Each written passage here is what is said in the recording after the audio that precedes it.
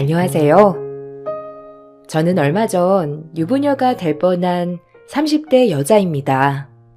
저와 친한 지인들은 어느 정도 파혼 이유를 알지만 잘 모르는 사람들은 갑작스럽게 파혼이 왜 결정되었는지 엄청 궁금해하고 있어요.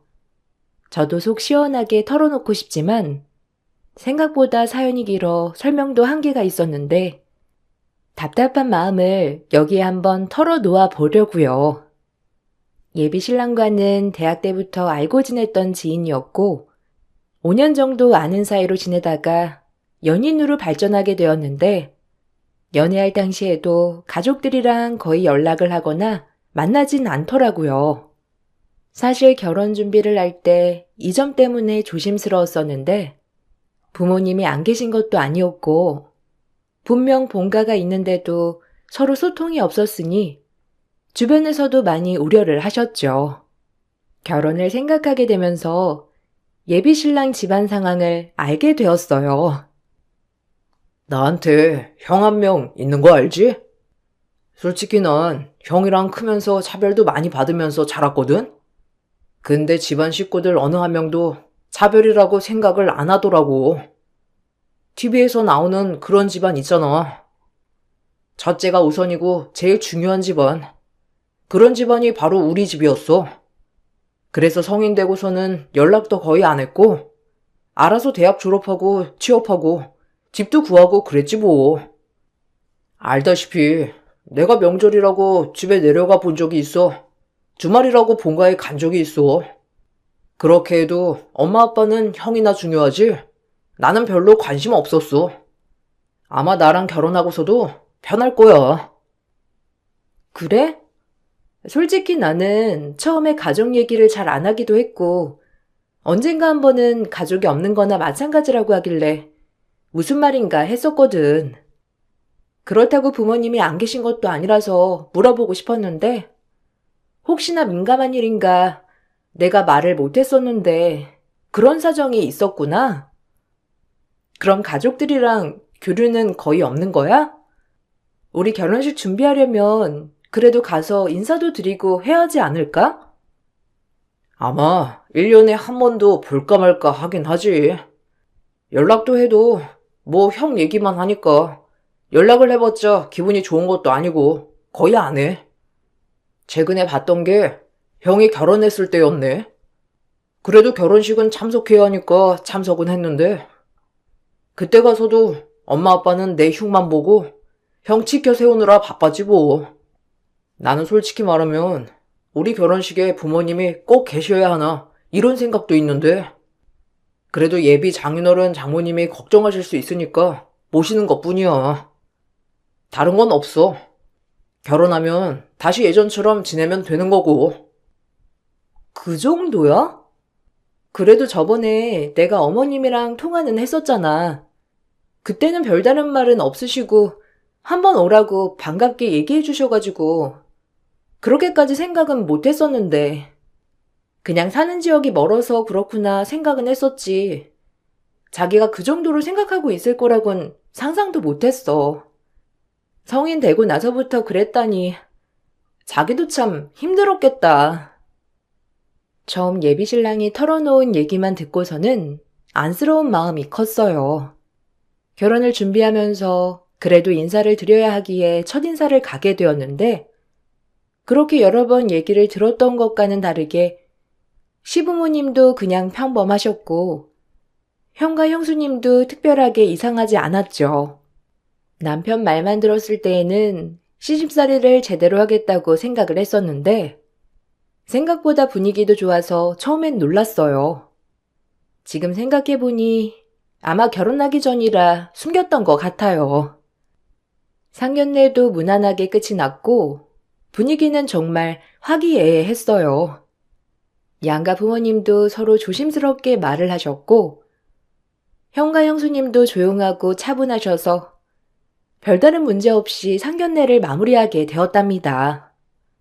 아무 걱정 없이 수월하게 결혼 준비가 시작될 거라 생각했던 찰나에 바로 제 걱정이 시작됐어요. 결혼식 날짜가 정해지고 점점 다가오면서 예비시댁 식구들 태도는 바뀌게 되었는데 첫 트러블은 예단 때문에 시작이 되었어요. 사실 결혼 준비는 친정에서 전적으로 진행하고 있었기 때문에 저흰 당연하게 주고받는 건 없다고 생각을 했었는데 뜬금없이 예비 시모가 전화와 예단 얘기를 꺼내더라고요. 내가 고민하다가 전화를 했어. 너네 집이 개혼이잖니? 자식이라곤 너 하나뿐 없으니까 이런 거 잘 모르실 수도 있겠다 싶어가지고 주변에 이것저것 물어보다 보면 알 수 있을까 싶어서 기다렸는데 더 기다리면 안 될 것 같아서 이렇게 전화를 했어. 사실 우리 집이 큰 집인 건 알지? 친척들도 많이 있고 시골이라서 어르신들은 또 결혼한다고 하면 여러 가지로 생각하신 것도 있고 전에 사촌이 결혼했을 때는 이불 세트 한 채씩 돌리고 시댁에도 반상기며 은수저며 이것저것 많이 준비해 보냈는데 사실 우리가 지금 시간이 넉넉한 것도 아니고 간단하게 하기로 했잖니? 그래서 우리는 그냥 친척들 이불 세트만 준비하면 될 것 같아. 네? 아, 혹시 어머님, 제가 친척들 이불 세트 예단으로 준비를 했으면 좋겠다는 말씀이신가요? 죄송하지만 제가 승훈 씨한테 그 얘기는 아직 전달을 못 들어가지고요. 혹시 승훈 씨가 어머님께 따로 연락을 드리진 않았나요? 저번에 안 그래도 저희가 예단이랑 예물, 혼수 이런 거 어떻게 해야 할까 얘기를 많이 나눴거든요. 그래서 결정한 게 있는데 승훈 씨가 별말은 안 드린 건가요? 그런 걸 너네끼리 정하면 어쩌겠다는 거야? 그런 건 어른들끼리 정하는 거지. 내가 이럴 줄 알았어. 너희들이 뭘 안다고 그런 걸 정해? 안 그래도 상견례 때 이런저런 거 좀 얘기를 해보려고 했는데 아들이 절대로 그런 거 미리 꺼내지 말라고 하길래 내가 지금까지 기다린 거야. 그런 중요한 얘기는 어른들끼리 그냥 따로 얘기를 하는 게 나을 것 같구나. 너희 엄마 전화번호 나한테 말해줘. 내가 네 엄마랑 얘기를 할 테니까. 그게 아니라 저희 엄마랑 따로 얘기하실 거 없으세요? 어머님 저번에 아시다시피 저희 집에서 신혼집을 준비해 주신다고 하셨잖아요. 그때 상견례 때도 그렇게 말씀을 드렸었는데 그래서 혼수는 저희 둘이서 모은 돈으로 준비를 할 거고요. 예물이나 예단은 안 하기로 결정을 했어요. 이미 승훈 씨랑 이렇게 결정을 한 거라서 승훈 씨가 어머님께 아직 말을 안 꺼낸 것 같아요. 그게 지금 무슨 소리야? 결혼식에서 예단이 빠지면 어떻게 하니? 어떻게 해서든 해야지. 그걸 안 한다는 게 말이나 되는 소리니? 원래 예단은 며느리가 시댁 식구들한테 잘 봐달라고 하면서 주는 뇌물 같은 거야. 그걸 안 하면 너 내가 시집살이 시켜도 되겠네? 참, 아무리 모른다고 하지만 어떻게 이렇게 모르니? 에휴, 너희들이 뭘 알겠어. 네 엄마 전화번호 나한테 보내고 그런 건 니들끼리 그냥 함부로 정하지 마라. 전 너무 당황스러웠어요. 바로 예비신랑에게 이 얘기를 전했는데 예비신랑은 너무 정신이 없기도 했고 중요한 건 아니라 생각을 해서 아직 예비시모에게 말을 꺼내지도 않은 상황이더라고요.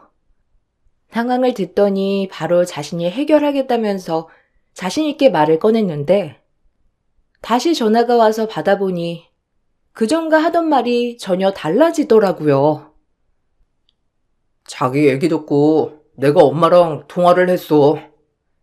일단 해결은 했는데 근데 자기 너무 엄마한테 대든 거 아니야?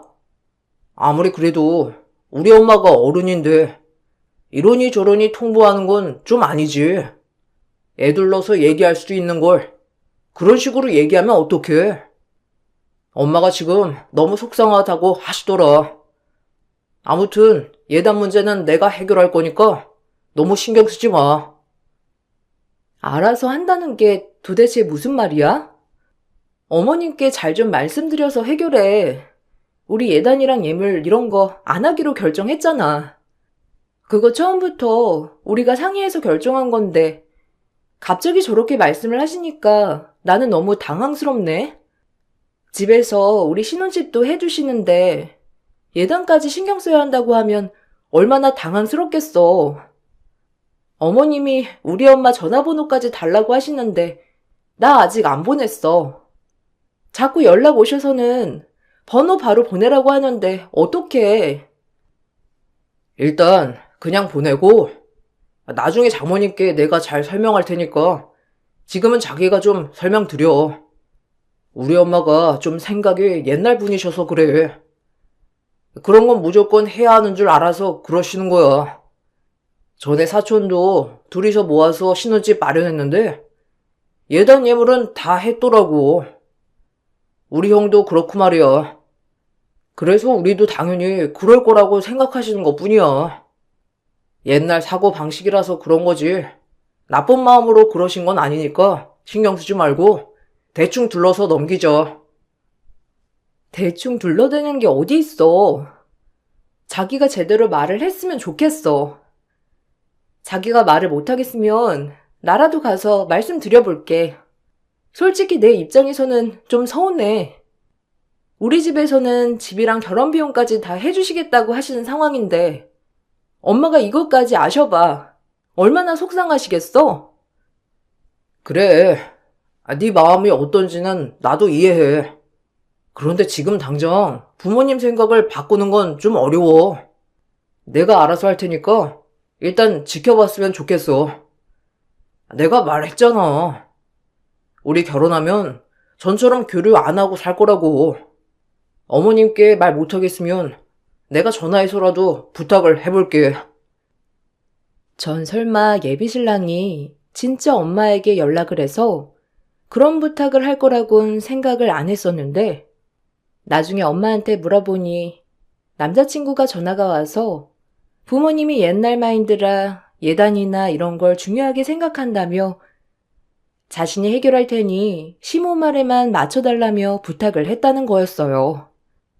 저는 그 말을 듣고선 친정부모님을 무시하는 걸까 싶어서 어이가 없었고 파혼까지 생각을 했지만 이후에 예비 신랑이 집으로 찾아와 진심으로 사과하고 반성한다며 말을 했고 그 모습을 보면서 친정부모님도 조금 더 지켜보는 게 좋을 것 같다고 하셔서 넘어가게 되었죠. 그 사건 이후로 시모가 좀 조용해지는 듯 보였지만 얼마 못 가 다시 저에게 연락을 해 오시더라고요. 자기가 생각을 해보니 며느리한테 너무 소홀했던 것 같다면서 시간 될 때 예비 신랑에게는 말하지 말고 시댁으로 오라고 하셨어요. 전 무슨 일인가 싶어서 일이 끝나고 찾아갔답니다. 이거 너한테 내가 주려고 준비했어. 내가 시집 올 때 받았던 예물인데 대대로 내려오는 우리 집 가보 같은 거야. 엄청 귀중한 거지. 내가 밖에서도 한번 껴본 적 없고 여기에 코이 간직하고 보관하고 있었어. 사실 큰애도 결혼을 했잖니. 큰며느리가 시집 올 때 이걸 줘야 하나 생각을 했었는데 그때는 아까운 마음이 더 크더라고. 근데 널 보니까 딱 이 가보를 너한테 넘겨줘야 되겠다는 생각이 들지 뭐니? 이렇게나 귀한 걸 저한테 주셔도 되는 거예요? 나중에 주셔도 돼요. 제가 이런 걸 받아도 되는지 모르겠네요. 어머님 말씀대로 대대로 내려오는 가부라면 그만큼 귀중하고 소중한 거 아니에요? 그렇지. 대대로 내려온 거라 엄청 소중하고 귀중한 거야. 그런데 내가 너 시집 온다고 인사 올 때부터 주고 싶었다니까. 가족들 온 마음이 담긴 예물이니까 네 취향이 아닐 수 있어도 소중하게 잘 간직하렴. 나도 이거 받고 나서는 진짜 이 집 식구가 된 기분이었다니까. 세월이 흘러가지고 조금 오래되긴 했지만 그래도 대대로 내려오던 거니까 이 마음을 네가 알아주면 정말 좋겠네. 아무리 예물을 서로 안 한다고 해도 그래도 이렇게 의미 있는 거면 얼마나 좋니? 혹시나 이거 받고 고민하고 있으면 그때 보니 아버지 시계 차고 계시던데 그거라도 물려주시라고 해. 네? 시계요? 아, 그건 아빠랑 한번 얘기를 해봐야 할 것 같네요. 아직 승훈 씨가 뭐라고 말을 했던 건 아니라서.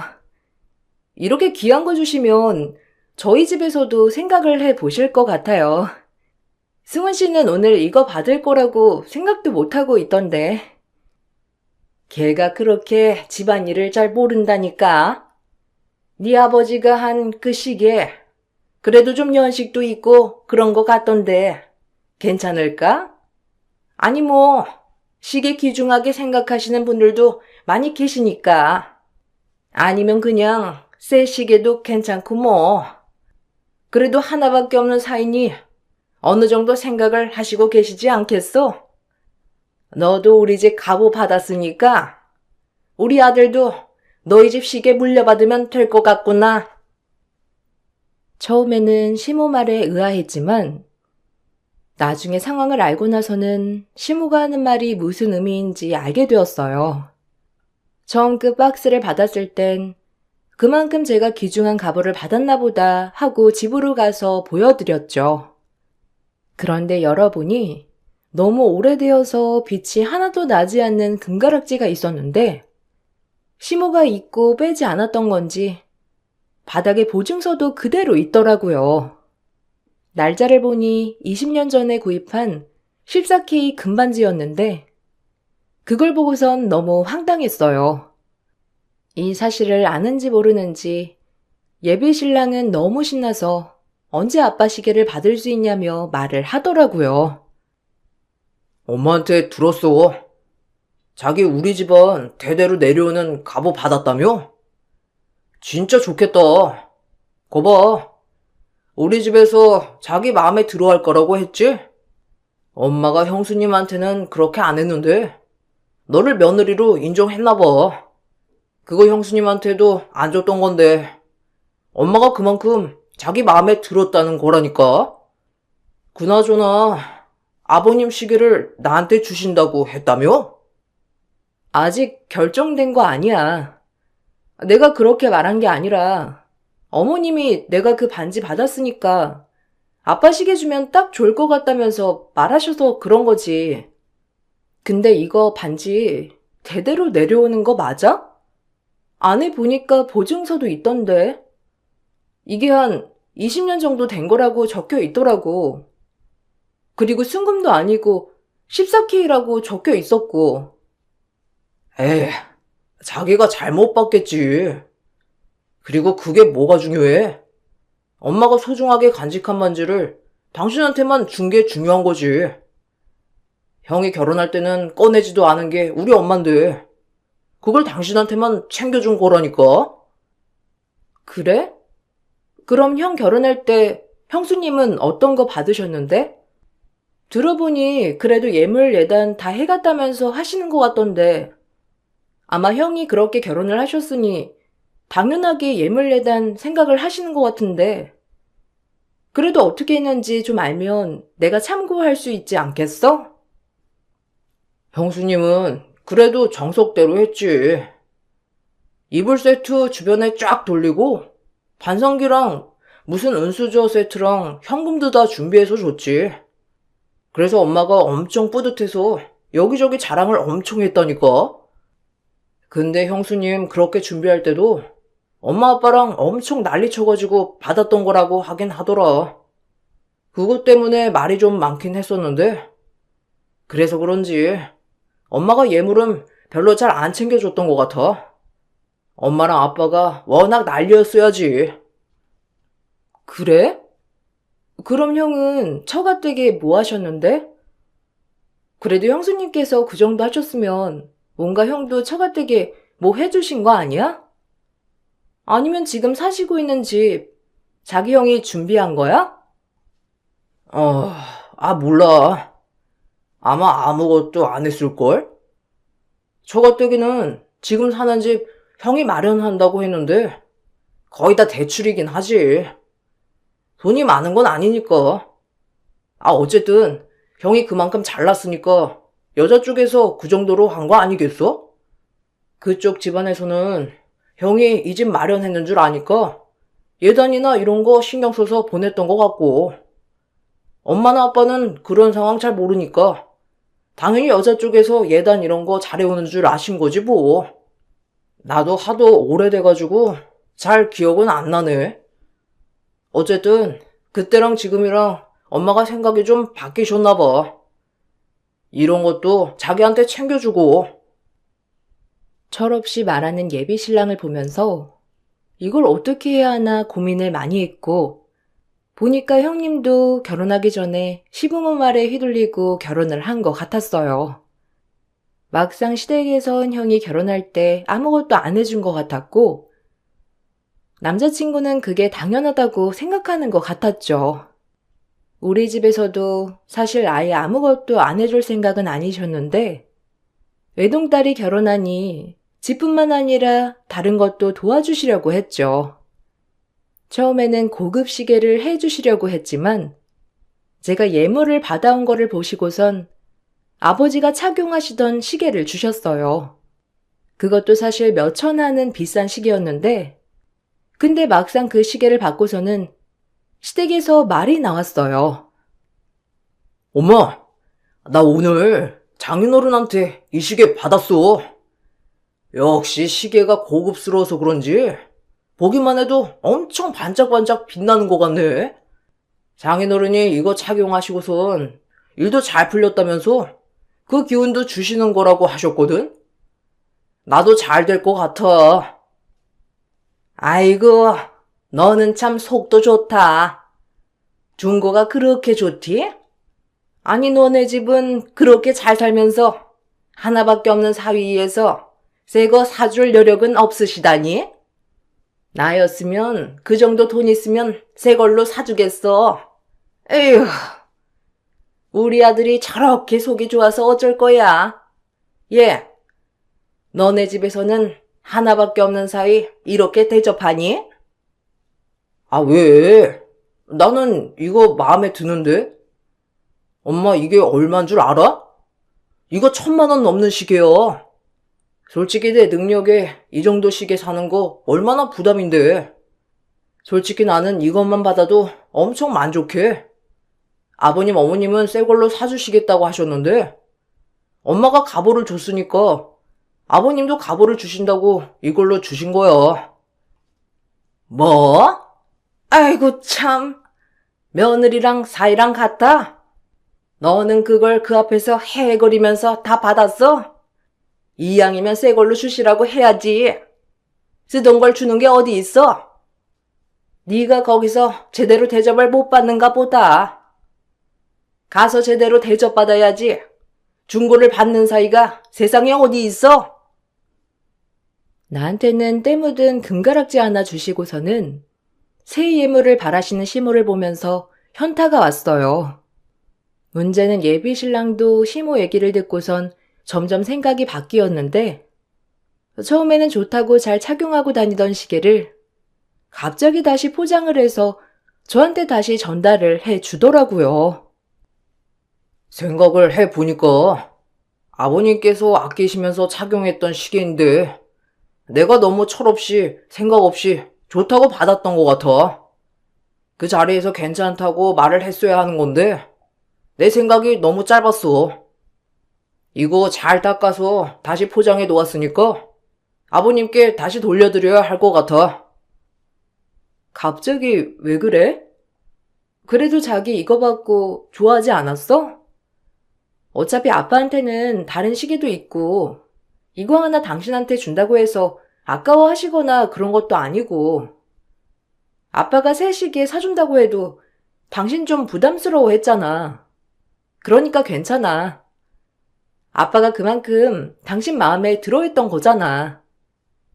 아무리 생각해도 그건 아닌 것 같아. 그래도 주인이 있었던 물건인데 내가 받는 건 아닌 것 같고, 그러면 차라리 아버님한테 새 시계로 받겠다고 하는 건 어떻게 생각해? 주변에도 물어보니까 쓰던 시계는 그냥 주인이 쭉 쓰는 게 좋다고 하더라고. 이것도 아버님이 고르고 골라서 사신 거잖아. 그냥 생각해보니 내가 새 거 받는 게 맞을 것 같아.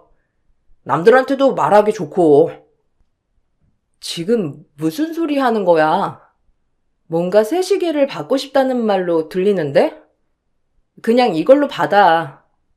솔직히 지금까지 엄청 마음에 들어 하다가 갑자기 새 시계 타령하는 건 좀 아니지 않아? 왜 내 의미를 그렇게 나쁘게 해석해? 나는 단지 아버님이 아끼시던 시계를 그냥 내가 생각 없이 받은 것 같아서 좋은 마음으로 얘기를 하는 건데. 그래서 새 시계를 받겠다고 하는 거야. 당신도 아끼던 물건 남한테 줄 수 있어? 가격을 떠나가지고 추억이 있는 건데 이건 아닌 것 같아. 속보이게 새 시계를 원하는 남자친구를 보면서 너무나 실망스러웠고, 그래도 시댁 식구들과는 다르다 생각을 했는데, 시간이 지나면서 점점 다를 바 없는 모습들이 보이고 있었죠. 속으로 이런저런 고민을 하고 있었지만, 시간은 제 속과 다르게 계속 흘러갔고, 고민을 하던 사이에 42평 신혼집 인테리어 공사가 시작됐어요. 그 소식을 듣고선 시댁에서는 간섭이 더 심해졌고, 저녁에 같이 밥을 먹으러 갔는데 하나하나 다 지적을 받게 되었죠. 이제부터는 집에 올 때 일할 복장으로 와야 하는 거 알지? 우리 집은 다 같이 음식 만들어서 먹는 거 알고 있니? 외식 같은 건 거의 안 하니까 그렇게 알고선 와. 그리고 너, 이제부터는 손톱 그렇게 꾸미고 다니는 건 그만해야 되겠어. 짧게 다르고 단정하게 하고 다니렴. 머리도 밝은 색보단 어두운 색으로 염색하는 게 좋을 것 같고. 네가 전에는 손님이었지만 이제는 우리 식구 아니니? 어머님, 제 머리가 원래 좀 밝은 색이라서 그런 거지 염색을 한 건 아니에요. 손톱은 제가 유일하게 있는 취미라서 좀 이해를 해주시면 안 될까요? 손톱이 너무 길다고 생각이 드시면 제가 여기서 더 짧게 자를 순 있어요. 그래도 컬러 바르는 건 제가 이걸로 스트레스를 풀고 있으니까 이해해 주시면 감사할 것 같아요. 그런 거 바르는 거 우리 집에서는 딱 질색이야. 색도 바르지 말고 그냥 단정하게 자르고 다녀. 그리고 애라도 낳으면 그거 다 애한테 안 좋은 거 모르니? 그러고 보니 니들 애는 언제 가질 거야? 니들 나이도 있으니까 이제 슬슬 임신 준비해야 하는 거 아니니? 이왕이면 아들로 허니문 베이비 가지면 좋으련만. 아이는 저희 아직 생각 안 해봤어요. 아마 2, 3년 정도는 신혼 즐기려고 생각하고 있어요. 제가 아직 일을 더 하고 싶은 생각도 있어서 승진도 해야 하고, 육아휴직하면 아무래도 일을 계속하긴 어려울 것 같아서요. 거기다가 남편도 육아휴직 좀 편하게 쓰려면 좀 더 연차가 쌓이는 게 좋을 것 같아서요. 그래서 아이 낳고 나서 저랑 남편 휴직 번갈아 가면서 쓸 거 생각해서 계획하려고요. 지금 너 무슨 소리 하는 거야? 우리 아들이 왜 육아휴직을 해? 그렇게 육아휴직하고 나면 나중에 승진은 못하는 거 아니니? 그리고 네가 일 욕심이 있으면 아이 낳고서도 어린이집 보내고 일하면 되는 거지 뭐가 문제야? 너희는 참 사서 고생한다 정말. 우리 때야 그런 게 별로 없어가지고 여자들이 일하기 힘들었지. 지금은 나라에서 다 키워주는데 뭐가 못하니? 2, 3년 기다릴 생각하지 말고 얼른 임신 준비해. 아직 결혼식도 안 올렸는데 벌써부터 임신부터 일까지 온갖 걸 참견하셨는데, 예비 시모가 그런 말들을 아무렇지 않고 있음에도 불구하고 식구들 중 누구 하나 나서서 말리는 사람이 없었어요. 오히려 당연하다는 듯 다들 밥만 먹고 있었죠. 집으로 가는 길 남자친구랑 크게 다투게 되었고, 남자친구는 결혼식까지만 참자고 했어요. 자기가 지금까지 집에 몇 번이나 내려갔겠냐면서 결혼하고서는 다시 원래대로 돌아갈 수 있다고 저를 달랬어요. 결혼식이 다가올수록 점점 저에 대한 간섭은 심해지셨는데 저는 친정부모님과 시간을 더 보내고 싶었지만 시댁에서는 쉬는 주말에도 저를 불러내셨죠. 안 된다고 거절하면 기분 나쁜 티를 팍팍 내셨어요. 주말에 일이 있다더니 오늘 집에 있는 거니? 그럼 얼른 집으로 와서 일할 준비를 해야지. 뭐 하고 있어? 오늘 다 같이 모여가지고 만두 빚기로 했으니까 얼른 와서 만두 만드는 방법 알고 네 형님이랑 같이 일 좀 하렴. 이렇게 만두 만드는 것도 배워야지. 우리 아들이 만두를 엄청 좋아해. 그럼 네가 손만두를 빚을 줄도 알아야 하지 않겠니? 오늘 저희 가족들이랑 약속이 있어서요. 다음에 승훈 씨 쉴 때 같이 갈게요. 그런데 아까 승훈 씨랑 통화를 했는데 오늘 어머님이 부르신 거 전혀 모르더라고요. 얘기를 안 하신 거예요? 아까 일어난 것 같던데. 오늘은 승훈 씨 혼자 가야 할 것 같아요. 걔가 오늘 왜 오니? 와서 뭐 할 거야? 나중에 만두 다 만들어서 그냥 보내주면 되는 거지. 이런 건 여자가 알아서 해야 하는 거야. 네가 아직 결혼을 안 치러서 그런 거지. 원래 여자는 결혼하면 출가 외인이야. 너희는 이제 신혼집도 마련했고 혼인신고만 안 했지. 부부나 마찬가지인데 이제 친정에 정을 떼야 하지 않겠니? 결혼하면 매일 친정에 들락날락하면 주변 사람들이 혹시나 결혼 잘못된 거 아닌가 말 나오고 안 좋아. 그러니까 지금부터라도 친정 들락거리지 말고 시댁에 좀 자주 와서 지내. 얼른 준비하고 와. 어머님, 그렇게는 안 될 것 같아요. 저희 가족들이랑 먼저 약속한 일이고 오늘 부모님이랑 같이 보내려고 하거든요. 이해해 주실 거라 생각해요. 다음에 승훈 씨 시간 될 때 그때 같이 내려가 보도록 할게요.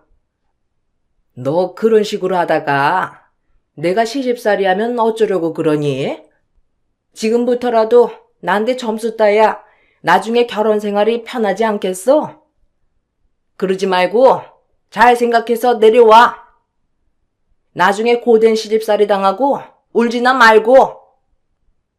제가 끝까지 안 내려가니 시모는 저에게 시집살이를 기대하라는 문자까지 아무렇지 않게 보내셨어요.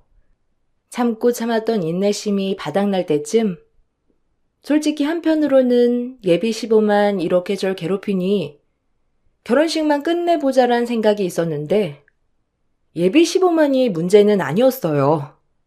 신혼집 인테리어가 거의 마무리가 되어갈 때쯤 갑자기 예비 형님이 신혼집 좀 보자면서 연락이 오셨죠. 뜬금없는 연락이라서 뭘까 싶었는데 그래도 처음 연락이 오신 거라 같이 신혼집에 가게 되었어요. 아휴, 왜 이렇게 인테리어를 했대? 너무 촌스러운 거 아닌가? 여기 공간을 좀 잘 쓰려면 이렇게 하면 안 되는 건데. 역시 살림을 안 하던 사람이 인테리어를 해서 그런가? 주변 공간이 영 별로긴 하네. 동서는 이런 거 정하기 전에 나한테라도 상의를 좀 해보지 그랬어. 어떻게 이렇게 인테리어를 했대? 도련님은 뭐라고 안 했어? 어차피 주방 살림은 제가 자주 할 수 있는 것도 아니고 일단은 거실을 좀 편하게 쓰고 싶어서요. 그거 신경 써서 하다 보니까 주방 공간이 좀 좁아졌나 봐요. 형님이 보시기에는 좀 좁다 생각이 드실 순 있겠네요. 그래도 저희가 저녁까지 다 회사에서 해결을 하고 있어가지고 굳이 그 공간을 넓게 쓸 필요는 없을 것 같아요. 그거야 동서나 그런 거지. 여기서 살림하려면 좀 불편하긴 하겠다. 안 그래도 어머님이 동서 인테리어 하는 것 좀 봐보라고 하셨는데 내가 진작에 와볼 걸 그랬네. 어쨌든 여기 냉장고 공간이고 식탁은 여기쯤 놓이면 되겠다. 화장실은 2개지? 차라리 안방 화장실을 없애고 드레스룸을 좀 더 넓게 하는 게 나을 것 같은데? 형님은 마치 자기 집을 둘러보는 듯 이곳저곳 꼼꼼하게 체크를 하셨고 처음엔 왜 이렇게 꼼꼼하게 보실까 싶었는데 며칠 후 그 속셈을 알게 되었어요. 시숙네로 식사 초대를 받아 간 날 사건이 벌어졌는데 가보니까 음식은 없고 음식 재료만 주방에 준비가 되어 있더라고요. 제가 신발을 벗자마자 형님은 절 보더니만 갑자기 앞치마를 저에게 내밀었죠. 여기 이거 앞치마. 오늘도 안 챙겨왔지? 식구들 저녁 시간 다 됐으니까 얼른 준비하자. 어차피 동서 요리 잘할 거라고 생각은 안 했어. 그래도 여자니까 기본은 하겠지? 내가 이렇게 하라고 말해줄 테니까 오늘은 그냥 내가 말하는 대로만 하면 돼. 다음에는 동서가 준비하면 되고.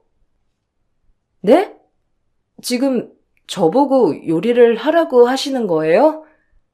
저는 오늘 식사 초대를 받아가지고 온 건데. 근데 여기서 갑자기 요리를 하라고 하니 너무 당황스럽네요. 오늘은 제가 준비가 안 되어 있으니까 식사 준비하기 어려우시면 그냥 음식 주문해서 먹는 건 어떠세요?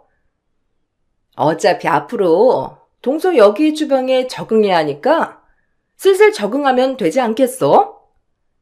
냉장고나 이런 건 내가 다 놓고 갈 거니까 너무 걱정하지 말고 그대로 그냥 쓰면 돼. 지금 고장난 것도 없거든? 가전제품 새로 살 필요도 없으니까 비용도 절감하고 얼마나 좋아. 솔직히 다 가지고 가도 상관없는데 동선의 생각을 해가지고 결정한 거야. 지금 무슨 소리를 하시는 거예요? 여기 주방에 제가 왜 적응을 해야 하는 거예요? 냉장고, 가전제품을 다 두고 가신다는 게 무슨 소리를 하시는 건지 모르겠는데 설마 저희가 여기 들어와서 살라고 말하시는 거예요? 저희 지금 신혼집 얻었잖아요. 저번에 형님 같이 보시고서는 알지. 42평 신혼집. 내가 그때 둘러봤잖아. 그때 왜 거기까지 가서 봤겠어. 솔직히 우리가 큰형인데 동생이 더 넓은 집에서 사는 게 말이나 돼? 여기 그래도 24평이니까 둘이 살기는 여기가 딱이지. 큰 집이 더 큰데 살아야지. 동서가 여기 들어와. 지금 무슨 개소리세요? 저보고 여기서 신혼살림을 차리라고 말하신 건가요? 어떻게 저한테 어떤 한마디도 하지 않으시고 그런 말을 하시는지 모르겠는데 그리고 제가 왜 여기서 살림을 차려요? 누구 맘대로요? 네 남편. 우리 도련님이 여기서 살라던데? 아직 못 들었어? 얘기 다 된 건 줄 알았는데. 그리고 동서가 반대하면 어쩔 거야? 우리 집은 남자가 하늘이야. 남자 말은 곧 죽어도 들어야 하니까 뭐 동서가 싫다고 해도 어쩔 거야? 예비신랑을 쳐다보니 제 눈을 피하기 급급했고 시부모와 시숙 역시 당연한 얘기를 한다는 듯 별다른 반응을 보이지 않았죠. 어처구니가 없어서 당장 그 집을 나오게 되었는데 제가 나와도 그 누구 하나 절 잡으러 오는 사람이 없었어요. 다음날부터 예비신랑은 계속 전화를 해왔고 전 가족들이 너무했다, 미안하다 이런 말을 할 줄 알았는데 막상 받아보니 그게 아니더라고요. 그렇게 가버리면 어떡해? 아무리 화가 나도 어른들 앞에서 그러는 거 아니야. 엄마랑 아빠가 얼마나 화가 나셨는지 알아? 예의 없다고 당장 와서 사과하라는 거 내가 얼마나 말렸는데. 내가 중재 잘 해놓았으니까 그냥 와서 죄송하다고 한마디만 해. 이건 또 무슨 개소리야? 내가 왜 가서 죄송하다고 해? 죄송하다고 말해야 할 건 당신 가족들이야. 그리고 너도 알고 있었지? 우리 집에 형네가 들어와서 산다고 했던 거 말이야. 네 형수 말 들어보니 네가 거기 들어가서 살아도 된다고 했다며. 지금 그게 사실이야? 솔직히 42평이면 우리가 관리를 어떻게 해? 우리 둘 다 일하고 바쁜데 저녁도 회사에서 먹고 들어오는 판국에 42평 집 관리? 아휴, 우리 못해. 형수님은 주부니까 훨씬 더 깔끔하게 관리하실 수 있잖아. 올해 형수님 임신하고 아이 낳을 계획도 있으시고, 그러면 큰 집에서 사는 게 좋은데, 우리 아이 갖기 전까지만 잠깐 사시라고 하면 되잖아. 그리고 우리는 가전제품 새로 살 필요 없으니까 좋고. 너 등신이야? 그게 말이 되는 일이라고 생각해? 그리고 그 집을 왜 당신네가 마음대로 산다 만다 하는 거야? 그 집 우리 집에서 해준 거 벌써 까먹었어? 애초에 거지 같은 집이랑 결혼하겠다고 한 내가 등신이지 누굴 탓해. 너랑 더 이상 말해서 뭐 하겠어? 결혼 안 하겠으니까 그렇게 알아. 뭐? 거지 같은 집안? 너네 집은 얼마나 잘났길래 그따위로 말을 하는 거야? 집 하나 해준다고 지금 유세 부리는 거야? 그럴 줄 알았어. 엄마가 처음에 네 기 못 잡으면 평생 처갓집에 끌려다닐 거라고 하더라. 너 하는 말 들으니까 딱 내가 그럴 것 같네. 너 후회하지나 마. 나중에 무릎 꿇고 싹싹 빌어도 내가 용서해주나 봐. 전 예비 신랑의 말에 남아있던 정마저 다 떨어져 버렸어요. 예비 신랑은 결혼 준비를 하면서 시댁 식구들의 말에 휘둘리고 있었고, 결국에는 자기 가족 편을 들기 시작하더라고요. 더 이상 같이 살 수 없다고 생각을 해 파혼을 선언했답니다. 처음에는 저를 괘씸하게 생각했던 예비 신랑, 예비 시댁에서도 제가 완전히 끊고 파혼을 선언하자 태도가 바뀌었죠. 미안하다며 여러 번 절 찾아왔고, 술 취해 행패를 부리기도 했는데 전 스토킹으로 고소를 했고 접근 금지도 신청했답니다. 결혼 준비를 하면서 들었던 비용들은 위자료로 청구를 했고, 그렇게 저흰 헤어지게 되었어요. 그렇게 끝을 내고서도 억울했는지 예비 신랑은 멍청하게 주변에 파혼한 이유를 꺼냈더라고요. 당연히 주변에서는 예비 신랑, 예비 시댁이 이상하다고 생각했는지 점점 예비 신랑 주위 사람들은 다들 떠났다고 하더라고요. 결국 예비 신랑은 거의 회사에서 외톨이가 되어서 그만두었고, 들어보니 그 가족들은 지금도 서로를 탓하면서 매일 다투고 있다고 하더라고요. 제일 비난을 받는 사람이 형님이라고 하던데, 아마 시모는 그 집안 아들을 평생 혼자 늙어 죽게 만들 모양인 것 같아요. 큰형네도 이혼 소송할 것 같다는 소식을 마지막으로 저도 이제는 그 집안에 관심을 끊었답니다. 지금은 유학을 준비하고 있는데 부모님께서도 더 늦기 전에 넓은 세상 보고 오라며 권해주셨고, 저도 다른 나라에서 여러 가지 경험해보고 오려고요. 인생의 뼈아픈 교훈을 얻게 되었지만 지금 생각해보면 많이 성장할 수 있었던 계기가 되었던 것 같아요. 여러분들은 자기 자신을 성장시킬 수 있었던 계기가 있었나요? 여러분들 얘기도 듣고 싶네요. 제 사연 들어주셔서 감사합니다. 세상에는 정말 다양한 사람들이 있지만 제 편이 되어줄 사람들이 훨씬 더 많은 것 같아요. 모두들 행복하세요. 안녕하세요.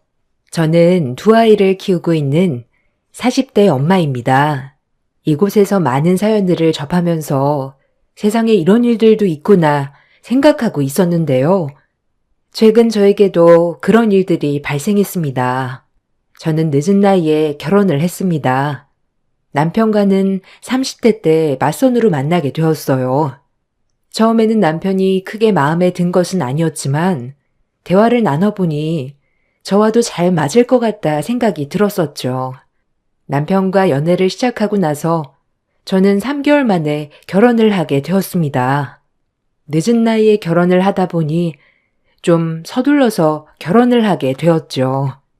결혼을 하고 나서 크게 문제가 있었던 것은 아니지만 시댁 식구들과는 잘 맞지 않았습니다.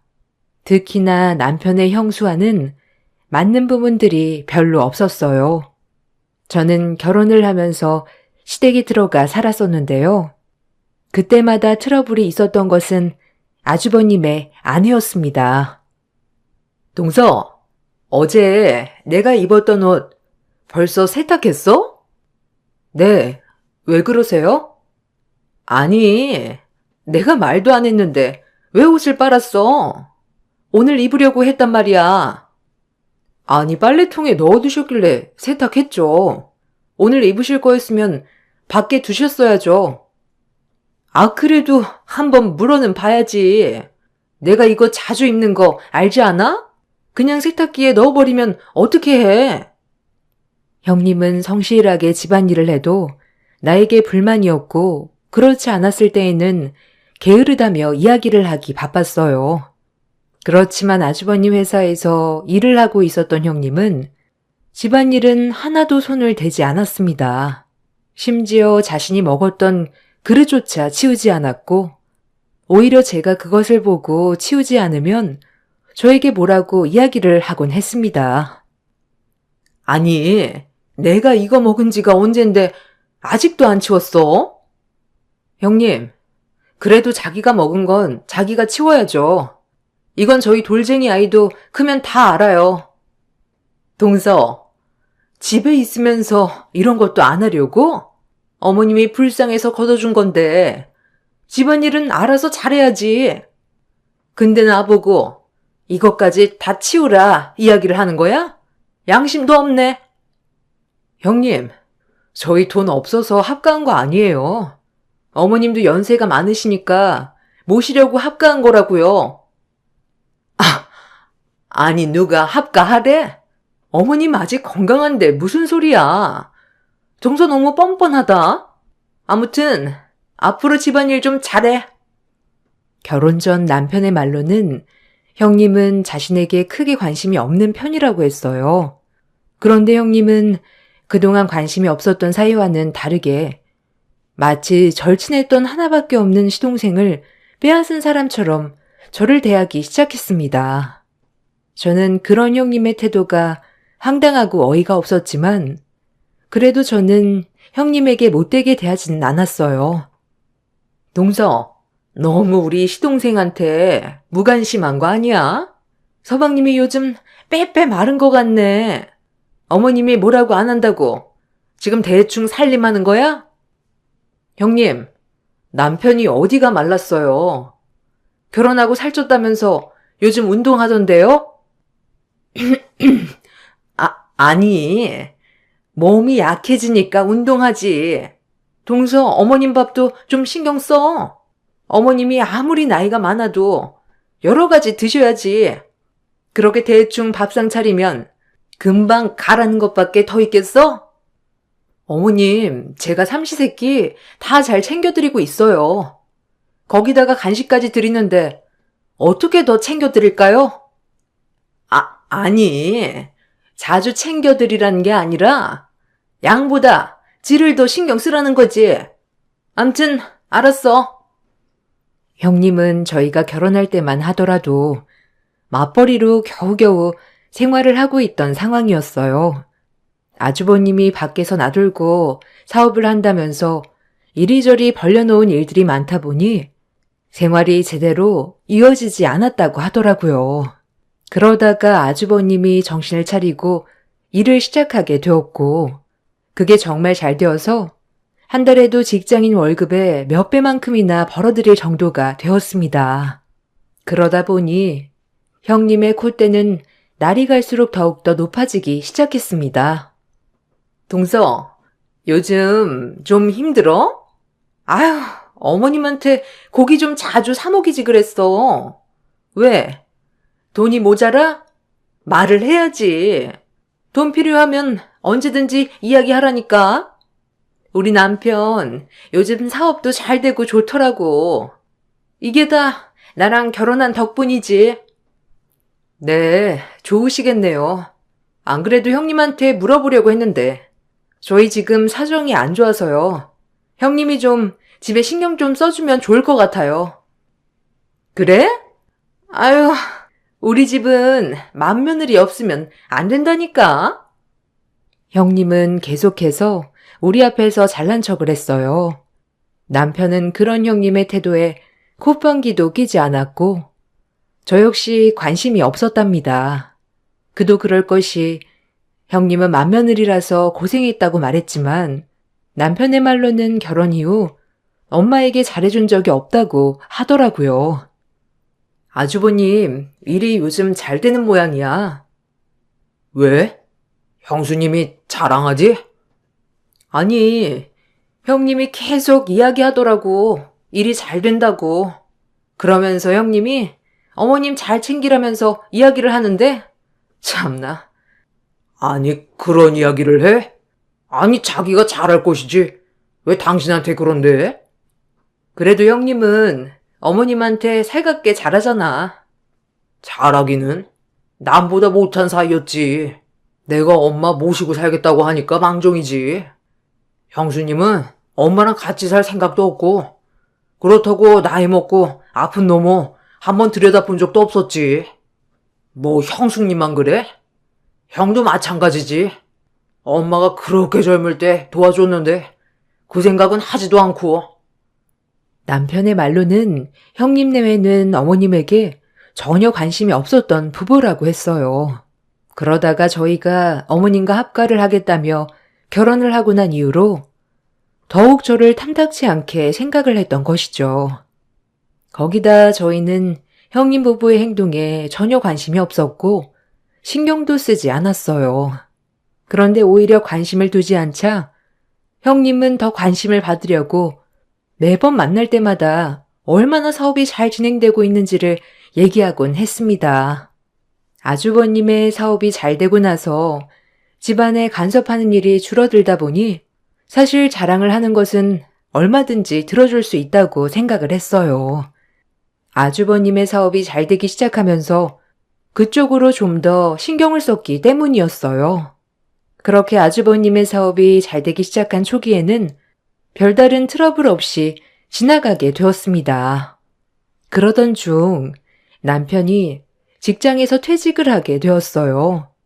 회사 사정이 어려워지게 되면서 명예퇴직으로 남편은 40대에 직장을 그만두게 되었습니다. 여러 곳에 취업을 알아보기도 했지만 받아들여주는 곳을 찾기가 어려웠어요. 남편의 자신감은 날이 갈수록 떨어졌고 남편은 극심한 우울증에 시달리게 되었습니다. 이와 동시에 시모의 건강도 점점 나빠지게 되었어요. 이 모든 상황에 아주버님과 형님은 제 탓이라 이야기를 했어요. 동서, 서방님 아직 우울하시대? 아니 좀 쉬면 어때서 그래? 동서가 서방님한테 막 뭐라 한 거 아니야? 형님, 제가 뭐라고 그래요? 저도 남편 조금 쉬었으면 좋겠다 생각을 하는데 본인은 그게 받아들여지지 않는가 보더라고요. 저도 많이 이야기하고 달래주고 있어요. 근데 아직도 그런다고? 아니 40대밖에 안 되었는데 동서가 엄청 뭐라고 한 거 아니야? 어머님도 그렇고 요즘 통 기운이 없어 보여. 아니 제가 뭐라고 그래요? 갑자기 일을 그만두니까 그럴 수밖에 없죠. 본인 의지도 아니었고. 아무리 그래도 말이야. 이상하지 않아? 일 그만두면 속 시원해야 하는데 그렇게 우울증이 걸리다니. 옆에서 뭐라고 한 게 아닌 이상? 형님, 제 탓이라고 하고 싶으신 거예요? 무슨? 내가 동서 탓이라고 했어? 말이 그렇다는 거지. 동서, 요즘 좀 예민하다. 어머님이랑 서방님이 아파서 그런 거야? 이런 것도 다 자격지심이야. 마음이 좀 넉넉해야 하는 일들이 잘 되지. 그런 못된 심보 가지고 있으면 잘 될 일도 안 된다고. 형님, 정 걱정되시면 형님이 어머님 모시세요. 아니 내가 어떻게 어머님을 모셔? 우리 남편 일 도와주는 것도 바쁜데. 형님은 마치 시모와 남편이 잘 되지 않은 일이 나의 탓인 것 마냥 이야기를 했어요. 제가 따질 때마다 그냥 해본 말이라며 이야기를 하면서 제가 너무 예민한 거라며 이야기를 했지만 저는 그런 형님의 태도에 황당했을 뿐이었습니다. 시모는 나이가 많이 드셔서 노안으로 인해 기운이 없으셨던 상태였어요. 그러다가 시모가 돌아가시게 되었죠. 남편은 그 이후로 경제활동에 대한 의지를 잃어버리게 되었습니다. 시모의 장례식 날, 첫째 날의 시숙은 잠시 왔다 갔을 뿐 자리를 함께하지 않았어요. 심지어 조문객을 받는 날에도 시숙의 모습은 볼 수는 없었습니다. 형님에게 이야기를 해보았지만 형님은 오히려 저를 나무랐어요. 형님, 아주버님 언제 오세요? 그래도 어머님 돌아가셨는데 마지막 가는 길은 보셔야죠. 동서, 아니 마지막 장례할 때만 오면 되지. 왜 이렇게 이야기를 해? 바쁜 사람 이것 때문에 오라가라 해야 되겠어? 사업이라는 게 다 그런 거지. 무슨 이런 일로 계속 오라고 해? 형님, 그래도 아주버님 어머님인데 끝까지 함께 해야죠. 아유, 동서. 사업도 안 해보고서 무슨 말을 해? 우리가 알아서 잘할 테니까 신경 쓰지 마. 어차피 여기 장례하는 비용도 우리가 내는 건데 그렇게 따지면 우리가 더 잘하는 거 아니겠어?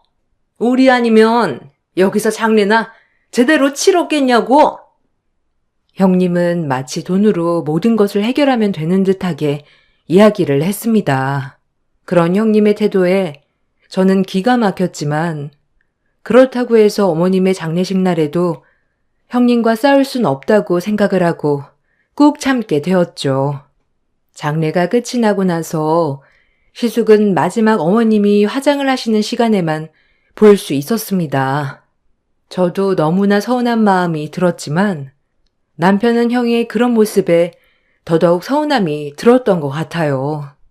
어머님께서 떠나고 난 후로 남편은 심한 우울증으로 공황장애까지 얻게 되었고 결국 경제활동을 더 이상 하지 못하는 상황까지 이르게 되었습니다. 그러자 저는 생계를 위해서 여러 가지 일을 시작했죠. 아침 일찍 요구르트 배달 일을 시작했고 그 후에는 다른 일을 하게 되었습니다. 다른 것보다 요구르트 배달 일은 처음에는 너무 고단했지만 하면 할수록 재미를 느낄 수 있었어요. 특히나 이른 아침에 부지런하게 일을 시작하는 사람들을 보면서 삶의 의지를 다질 수 있어서 좋았죠. 요구르트 배달을 마치고 나서도 다른 낫일을 하고 저녁에는 부업을 하면서 생계를 이어나갔습니다. 중간중간 힘든 날도 있었지만 아무리 도움을 요청해도 형님은 한 번도 도와주지 않았어요. 경제적으로 힘이 들었다면 이해라도 했을 테지만 아주버님 내에는 매년 해외로 여행도 떠나고 외제차로 수시로 바꾸기도 했습니다. 심지어 어려운 지인을 위해서 투자도 했다는 소식을 듣게 되면서 가족이라 생각했던 것은 우리뿐이었구나 느끼게 되었어요. 살아가면서 많은 충격을 받기도 했지만 열심히 노력을 하다 보면 언젠가는 해뜰 날이 있을 거라 생각을 했었죠. 그렇게 열심히 일을 하던 중 어느 날 요구르트 배달 문의가 들어왔습니다. 네, 요구르트입니다. 네, 안녕하세요. 저희 제트기업이라고 하는데요. 여기 아침에 혹시 요구르트 배달 가능한가요? 아, Z기업이요? 어떤 거 주문하시겠어요? 네. 작은 요구르트로 30개씩 매일 아니면 격일로 배달 가능할까요? 네, 알겠습니다. 혹시 안으로 배달을 해드려야 할까요? 아, 아닙니다. 아침에 문 앞에 두시면 출근하는 직원이 가지고 갈 거예요. Z기업은 아주버님이 운영하고 있던 기업이었습니다. 지점으로 운영하고 있었던 아주버님은 기업이 성장을 하면서 덩달아 지점의 성장으로 이어졌던 것이었죠. 그곳에서 요구르트 주문이 들어오자 저는 많은 고민을 했습니다. 그렇지만 배달을 안 한다는 건 있을 수 없는 일이었고 어차피 아침에 문 앞에만 두고 가면 된다고 하니 크게 문제가 될 것이 없다고 생각을 했었죠. 그렇게 첫 배달날 저는 아주버님의 회사로 배달을 하게 되었습니다. 이른 아침이었지만 누군가 회사에 있는 듯 했어요. 문 앞에 두고 가려고 하니 갑자기 문이 열렸고 그 앞에 있었던 것은 바로 형님이었습니다.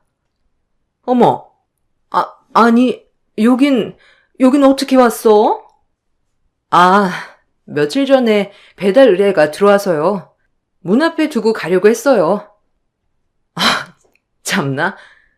지금 우리한테 시위하려고 온 거야? 네? 형님, 그런 게 아니라요.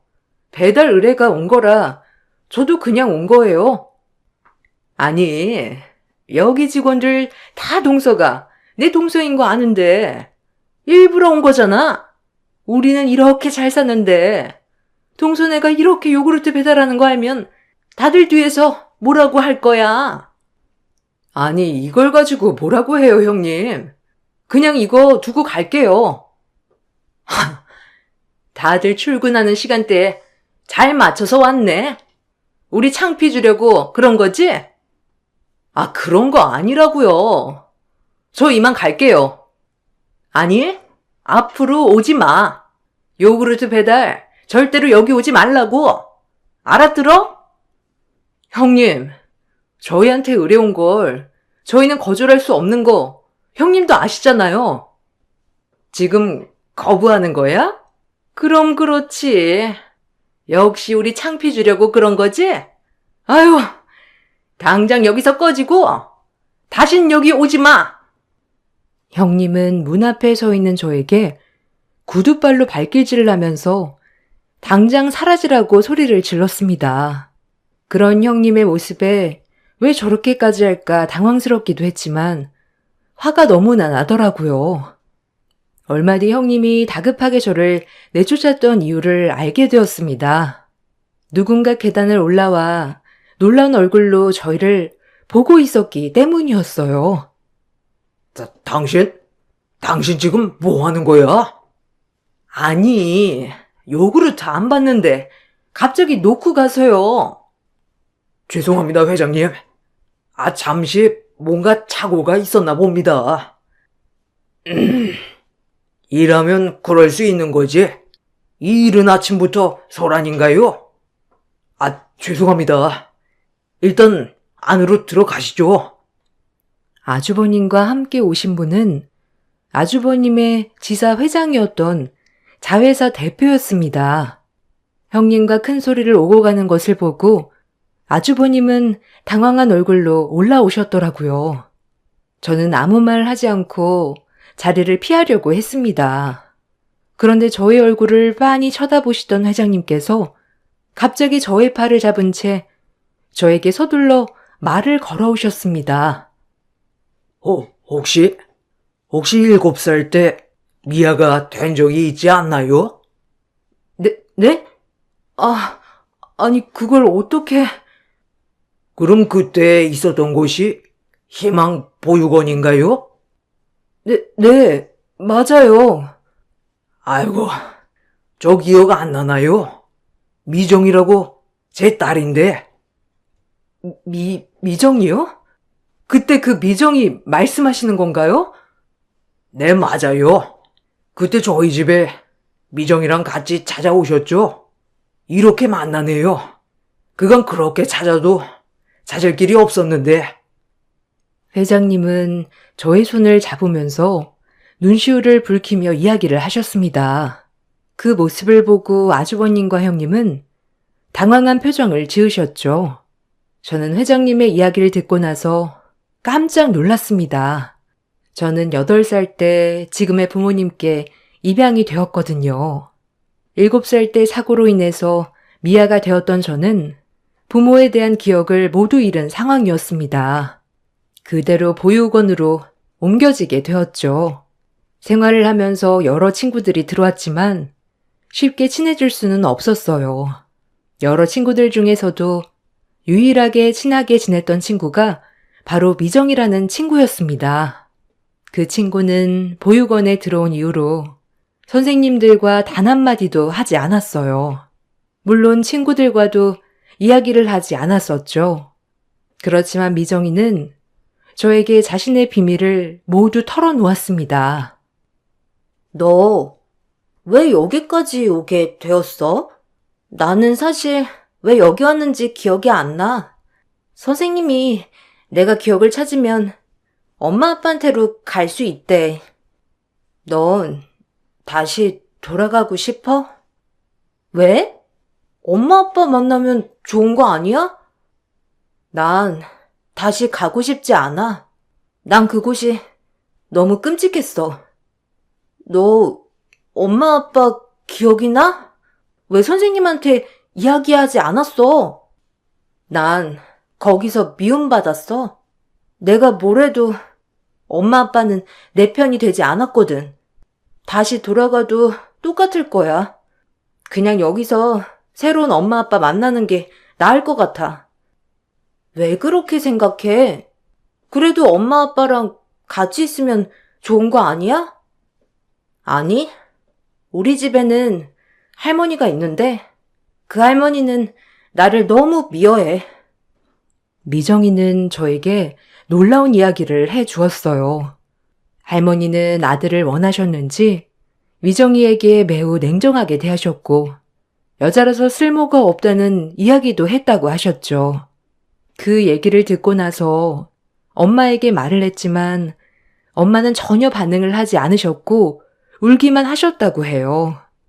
거기다가 엄마가 아빠에게 이야기를 해도 외면할 뿐 제대로 할머니에게 화를 내지 않았다고 하더라고요.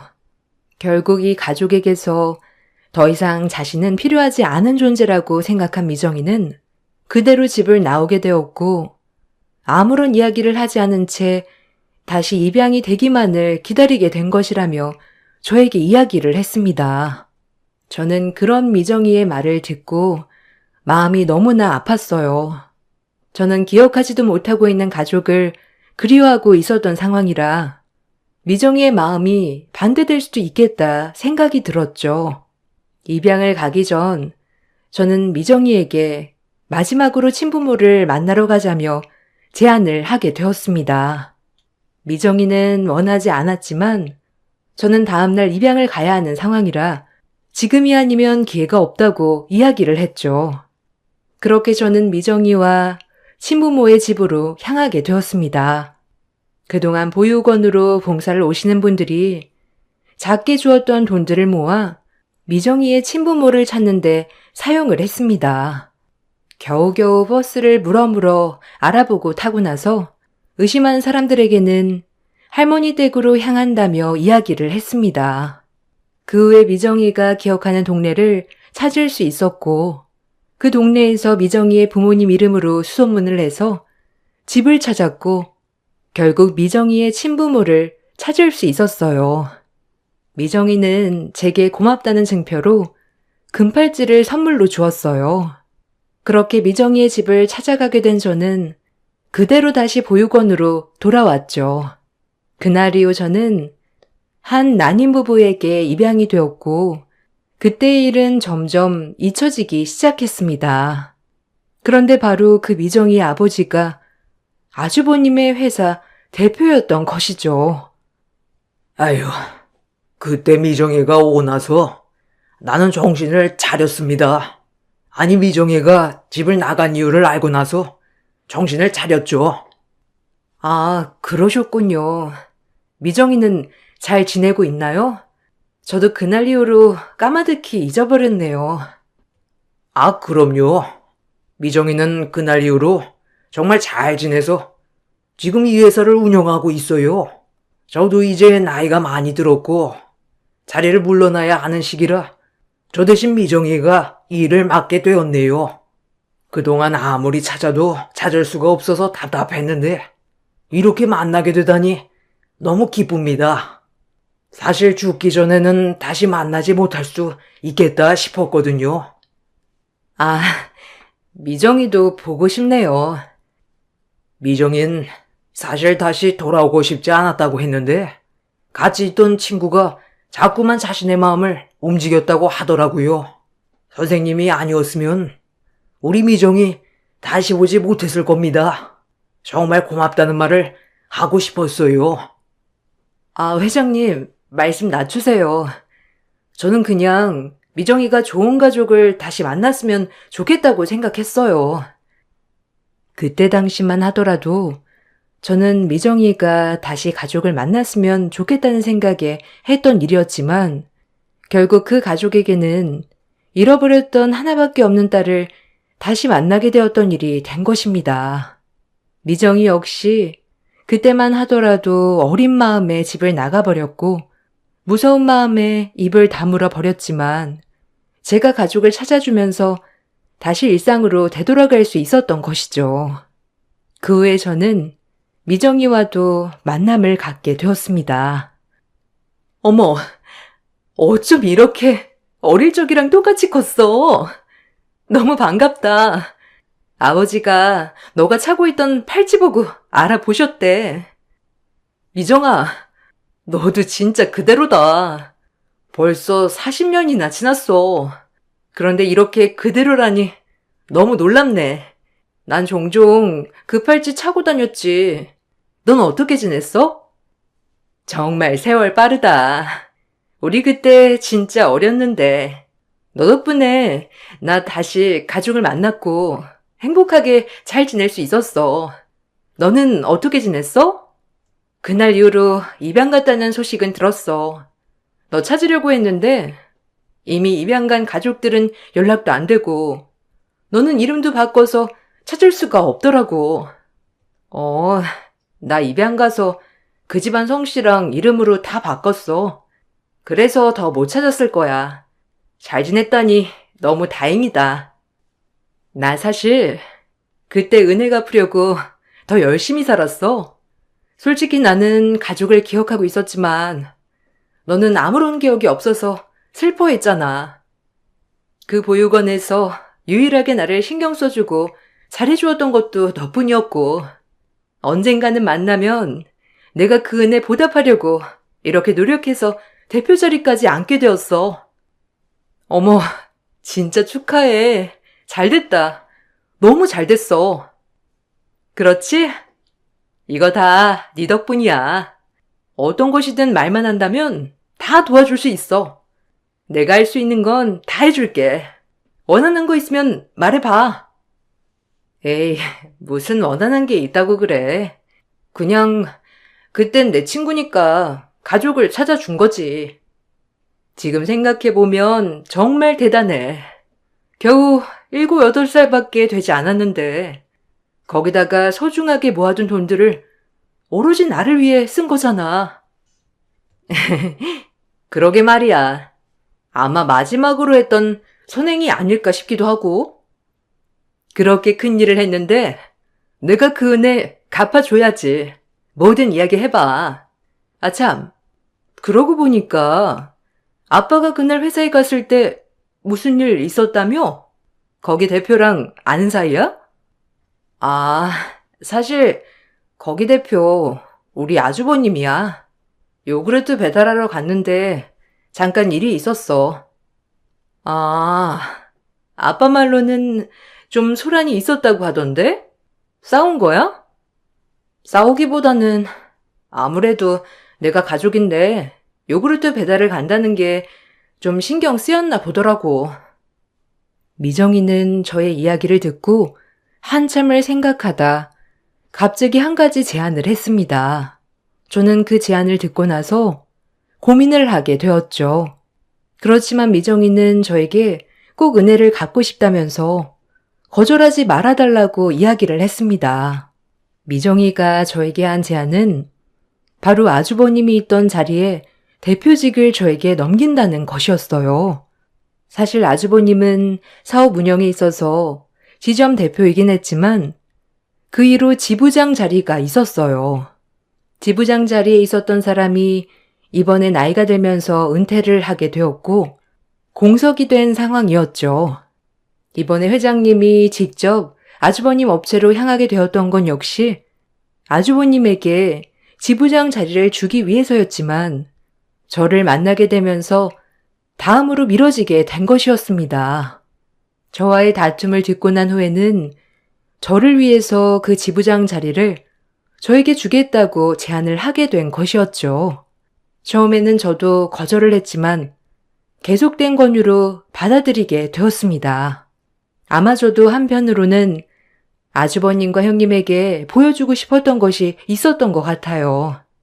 지부장 자리를 받아들이고 나서 처음 지점을 돌게 되었던 날, 저를 본 아주버님과 형님의 얼굴은 새하얗게 질리고 말았습니다. 아니, 재수 씨가 왜 여기에? 동서가 여기에 어떻게 왔어? 동서라니요? 저는 지부장 김승주입니다. 잘 부탁드립니다. 동서, 이게 어떻게 된 일이야? 지부장이라니? 갑자기 이렇게 될 수 있는 거야? 말 좀 가려서 하세요. 여기가 사적인 자리도 아니고 거기다가 여기 직원도 아니지 않습니까?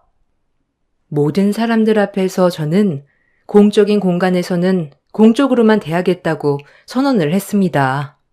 냉정하게 사적인 관계는 밝히지 말아달라고 이야기를 하자 아주버님과 형님의 얼굴은 울그락불그락 변하기 시작했죠. 속으로는 너무나 고소한 마음이 들었습니다. 역시나 형님은 인사 후에 갑자기 메시지로 잠시 보자며 연락을 해왔습니다. 저는 당당하게 형님을 맞이했습니다.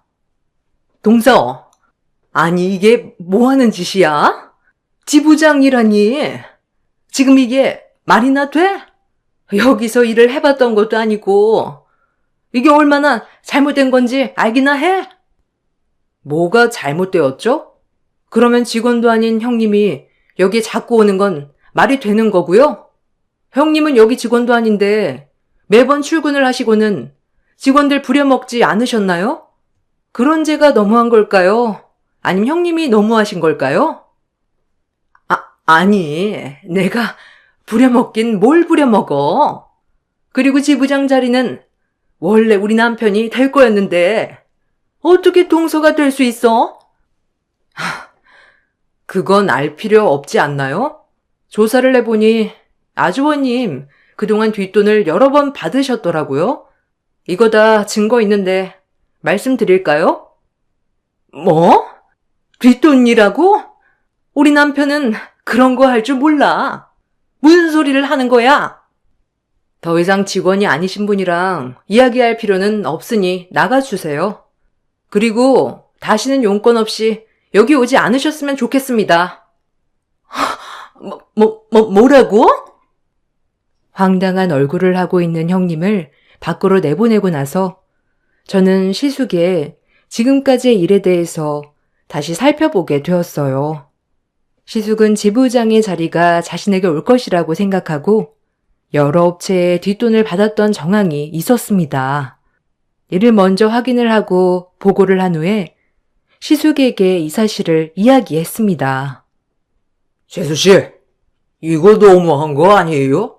아무리 그래도 가족인데 이런 치부를 좀 덮어줄 수 있는 거 아니냐고? 아주버님, 사건이 커도 너무 크잖아요. 거기다가 아직 지부장이 된 것도 아닌데 업체 측에서 이런 뒷돈을 받았으면 이후에 운영에도 지장을 받을 수밖에 없다는 거 아시지 않나요? 그래서 내가 지부장이 되어야 한다는 거였잖아요. 재수 씨가 지부장이 되면서 모든 일이 다 꼬였다고?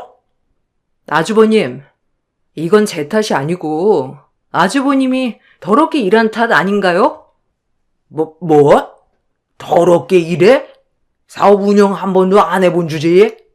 아는 사람 덕 봐서 지부장 되어놓고서는 그딴 말을 짓거려? 네, 어디 한번 두고 보세요. 어떻게 제가 운영하는지. 아주버님과 형님은 제가 낙하산으로 지부장이 되었다는 점에 분노했고, 다른 지점의 이 사실을 이야기하면서 제 직위를 끌어내리고자 갖은 노력을 다했습니다. 그렇지만 저는 지부장이 된 이후에 열심히 노력을 했고, 신제품 출시에도 적극적으로 노력을 했습니다. 처음에는 좋지 않은 여론들이 많았지만 회사 발전을 위해서 노력을 한 끝에 결국 매출로 이어지게 되었고, 그러다 보니 다른 지점의 대표들에게도 인정을 받게 되었습니다. 그동안 밤낮으로 여러 일을 가리지 않고 했던 것이 저에게는 좋은 자양분이 되었던 것이죠. 뻔뻔한 태도를 보였던 아주버님과 형님은 사과를 해 왔습니다. 동서, 내가 미안해. 우리 남편 다시 대표직으로 복귀하면 안 될까? 지금 우리도 사정이 너무 힘들어가지고 취업하기도 쉽지 않아. 글쎄요. 그때 제 밑에서 일하기 싫다고 하신 건 아주버님 아니신가요? 거기다가 형님도 그 얘기에 동조했잖아요. 아니, 그건 내가 잘못 생각을 했어. 낙하산이라고 생각해서 잘 운영을 못할 거라고 다들 얘기를 했었거든. 그래서 그만두신 건 아니지 않나요? 그동안 저한테 해왔던 게 있으니 그랬던 거겠죠. 동서, 아니 왜 말을 그렇게 해? 미안해. 내가 미안하니까 우리 남편 좀 다시 복귀시켜줘. 저는 그럴 권한 없습니다. 그리고 이미 대표 자리는 다른 분이 하고 계시니 정 원하시면 직원으로 다시 취업하세요. 형님의 사과를 들으니 저는 더 화가 났습니다. 그렇게 어려웠던 시기에 도움을 줄 수 있음에도 불구하고 저희를 외면했던 아주버님과 형님이 생각났기 때문이었어요.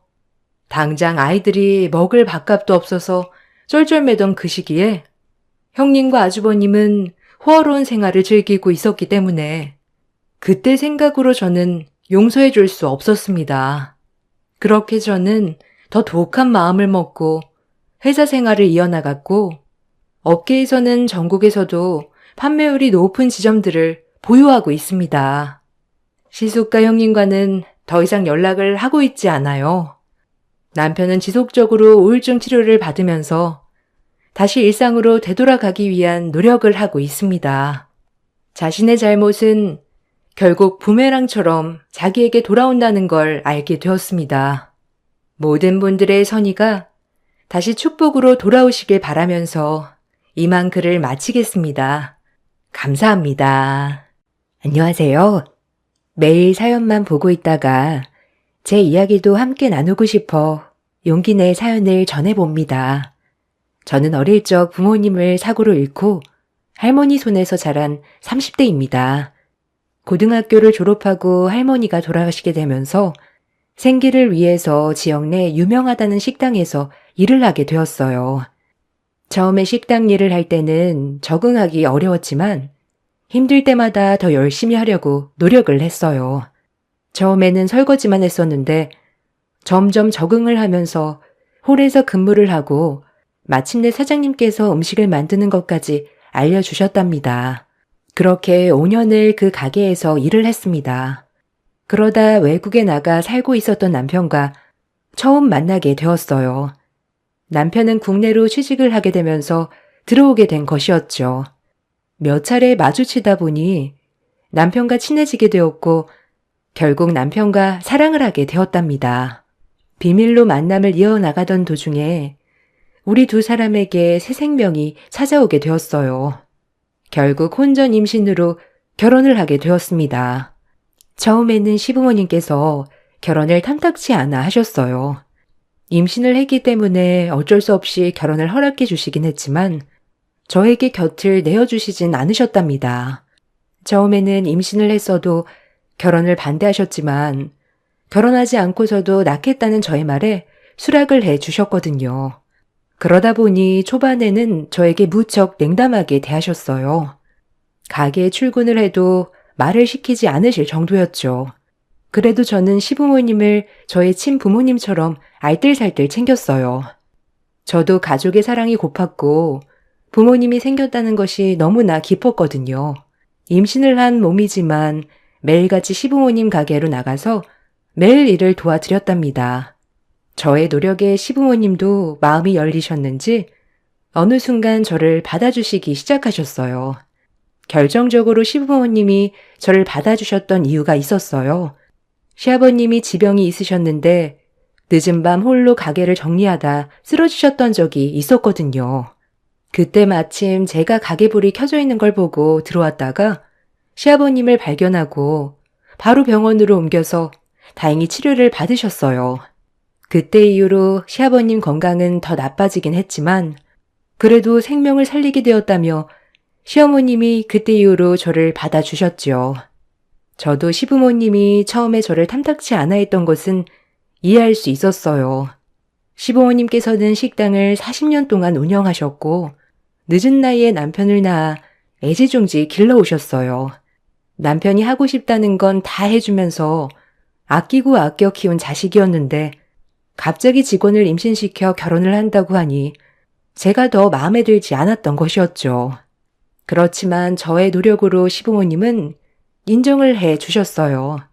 가게 서빙뿐만 아니라 음식을 만드는 것도 옆에서 도와드리고 재료 관리 등등 가게 전반적인 일을 도맡아 했답니다. 아침에 일어나 가게 문을 닫을 때까지 쉴 틈 없이 열심히 일을 도와드렸어요.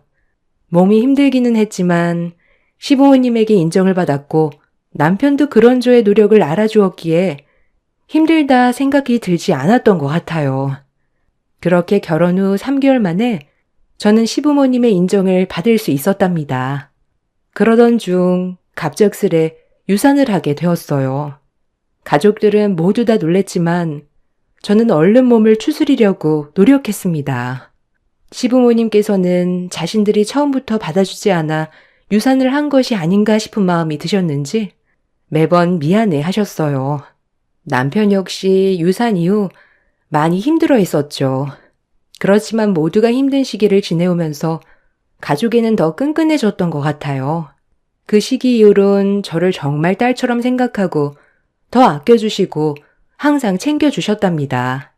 그렇게 결혼 5년차가 되고 난 후 저희는 여러모로 노력을 많이 했지만 아이가 생기지 않았어요. 주기적으로 병원에도 다니고 있었고 검진을 받아봤는데 결과는 특별하게 이상이 없다는 말만 들었을 뿐이었어요. 늘 아이를 갖고 싶어 했지만 어느 순간부터 남편은 아이를 갖지 말자는 이야기도 종종 꺼내오기도 했답니다. 그래도 저는 포기할 수 없어 병원을 꾸준하게 다니고 있었죠. 얼마 전 다니고 있던 병원 아래층에 있던 카페에서 남편과 어떤 여자가 같이 있는 장면을 보게 되었어요. 그 길로 카페로 들어가 볼까 싶었지만 순간 그동안의 남편의 행적이 떠오르더라고요. 요즘 들어 남편은 매번 피곤하다며 관계를 피했고 약속이 있다면서 외출하는 시간도 많아졌어요. 특히나 매번 시부모님과 함께하던 저녁 식사 자리에도 잘 참석하지 않았고 잘 다니던 직장까지 그만둔 상황이었어요. 수상하다 생각이 들어 남편이 잠든 사이 남편 차 블랙박스를 보게 되었습니다. 그때 영상이 아직까지도 머릿속에서 지워지지 않을 정도로 충격적이었어요. 남편은 바로 카페에 있던 여자와 외도를 하고 있었습니다. 블랙박스에 녹음된 음성에서는 남편과 상간녀가 다정하게 대화를 나누고 있었어요. 심지어 두 사람은 만날 때마다 숙박업소로 향했더라고요. 남편이 타고 다니던 차와 입고 있던 명품 옷들, 신발 모두 제가 시부모님 가게에서 하루 종일 일하며 번 돈으로 샀던 것인데 이걸 가지고 외도를 저지르고 있다며 화가 났어요. 그렇지만 동시에 떠올랐던 것은 저를 누구보다 아껴주시는 시부모님이었죠. 블랙박스 영상을 보고 분노가 치밀어 올랐지만 어떻게 해야 할지 아무런 생각이 나지 않았어요. 한참을 영상을 보며 울다 집으로 돌아오니 많은 생각이 들더라고요. 남편이 외도를 저질렀다는 것은 너무나 분노할 만한 일이었지만 그동안 저는 시부모님과의 관계를 개선하기 위해 노력했을 뿐 남편과의 시간을 보낸 적이 없었더라고요. 얼마 전까지만 하더라도 제가 고생하는 것이 싫다며 좋아하는 아이도 포기하겠다고 말한 남편이었기 때문에 외로워 그럴 수 있겠다는 생각이 들기도 했답니다. 조금 더 생각을 해보자 다짐을 하고 그렇게 며칠을 그대로 지내게 되었어요. 남편은 끝까지 아무렇지 않은 듯 평소와 다름없이 생활을 하더라고요. 슬며시 카페에서 남편을 봤다며 이야기를 꺼내봤는데 남편은 잠깐 놀랄 뿐 이후에 아는 지인일 뿐이라며 대수롭지 않게 넘어갔습니다. 처음에는 남편의 외도를 알았을 땐 속으로 참을 수 있을 거라 생각을 했었는데 충격이 컸는지 밥을 먹어도 소화가 되지 않고 잠도 오지 않았어요. 며칠 만에 살이 쭉 빠질 정도로 건강이 나빠지자 시부모님은 저의 상태를 보고 심각하게 걱정을 하셨어요. 시영아, 요즘 무슨 힘든 일 있니? 에휴, 도통 밥도 잘 못 먹고 살도 계속 빠지는 것 같아. 무슨 일 있어? 아니에요, 어머님. 집 대청소를 한다고 무리를 했더니 몸살이 났나 봐요. 아이고, 시영아. 이러다가 큰일 나겠다. 여보, 시영이 좀 며칠 쉬게 해주면 어때요? 그래, 그렇게 하자. 시영아, 네가 아프면 우리 마음이 더 아프니까 제발 며칠 좀 쉬어라. 약도 먹었고 괜찮아요. 저 없으면 어머님, 아버님 고생하시잖아요. 요즘 가게 손님들도 많이 오시는데 그냥 있을게요. 아니다. 돈이 뭐가 중요하겠니? 네 건강보다 중요한 건 없어. 부탁이니까 제발 들어가서 쉬고 건강 좀 챙겨. 이왕 이렇게 된 거 가게 정리하는 것도 좀 빠르게 알아봐야 되겠다. 네? 가게 이제 정리하시려고요? 그래. 아빠도 건강이 좋지 않고 나도 이제는 가게 운영하는 것도 힘들구나. 가게 정리를 하고 우리는 시골로 가려고. 사실 시부모님께서는 이제 연로하시고 건강도 좋지 않으셔서 가게를 정리하려고 하셨거든요. 그러다 보니 다른 직원분들도 하나둘씩 그만두셨던 터라 제가 없으면 두 분이서 가게를 보기 힘들었던 상황이었어요. 1년의 명절을 제외하고는 쉬지 않으셨던 시부모님께서 가게 문을 닫고서라도 저를 쉬게 하겠다며 이야기를 하셔서 저는 며칠 휴가를 보내게 되었답니다. 제가 아픈 와중에도 남편은 취업 자리를 알아본다며 일찍이 집을 비우더라고요. 상간녀를 만나러 갈 것이라 생각한 저는 지금이 아니면 정리를 할 기회가 없을 것 같다는 생각이 들었어요. 그래서 상간녀를 만나 단판을 지어야겠다 싶어서 남편 몰래 상간녀 연락처를 알아내서 만나자고 연락을 했습니다. 당황스러워할 거라 생각했던 상간녀는 오히려 저에게 꼭 만나고 싶었다며 말을 하더군요. 근처 카페에서 만난 상간녀는 놀라운 이야기를 털어놓기 시작했어요. 진수 씨, 기혼인 거 아시죠? 더 이상 만나지 않으셨으면 좋겠어요. 진수 오빠 아이를 가졌어요. 그동안 아이를 가지려고 노력해도 생기지 않았다면서요?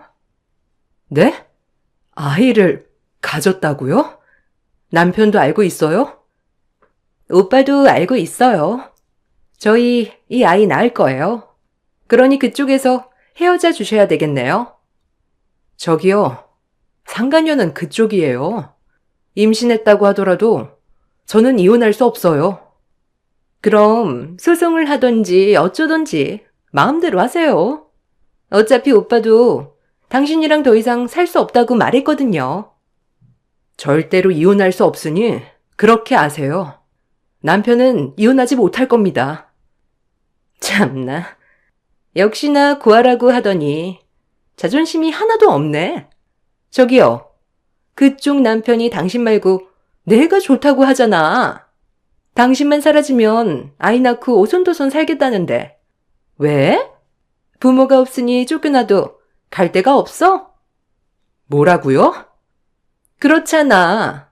아이가 있는 것도 아니고 시부모님한테는 진수 오빠 한 명뿐인데 혹시 유산 같은 거 받을까 그래요? 그런 거 원하면 제가 위자료로 넉넉히 드릴게요. 그러니 이혼이나 빨리 해줘요. 외도를 저지르고서도 당당한 상간녀에게 저는 할 말을 잃었습니다. 거기다가 부모가 없다는 것까지 이야기를 하는 걸 보면 기가 차더라고요. 더 이상 대화가 통하지 않을 거라 생각하고 집으로 돌아온 저는 버티고 있었던 정신까지 놓고 말았죠. 며칠을 아무것도 하지 못하고 꼼짝없이 침대에 누워 있었답니다. 상간녀에게 이야기를 들은 건지 남편은 며칠 동안 집에 들어오지도 않았네요. 시부모님께서는 안부를 물으러 전화를 해 오셨지만 거기에 남편의 외도를 하고 있다는 것은 이야기하지 못했어요.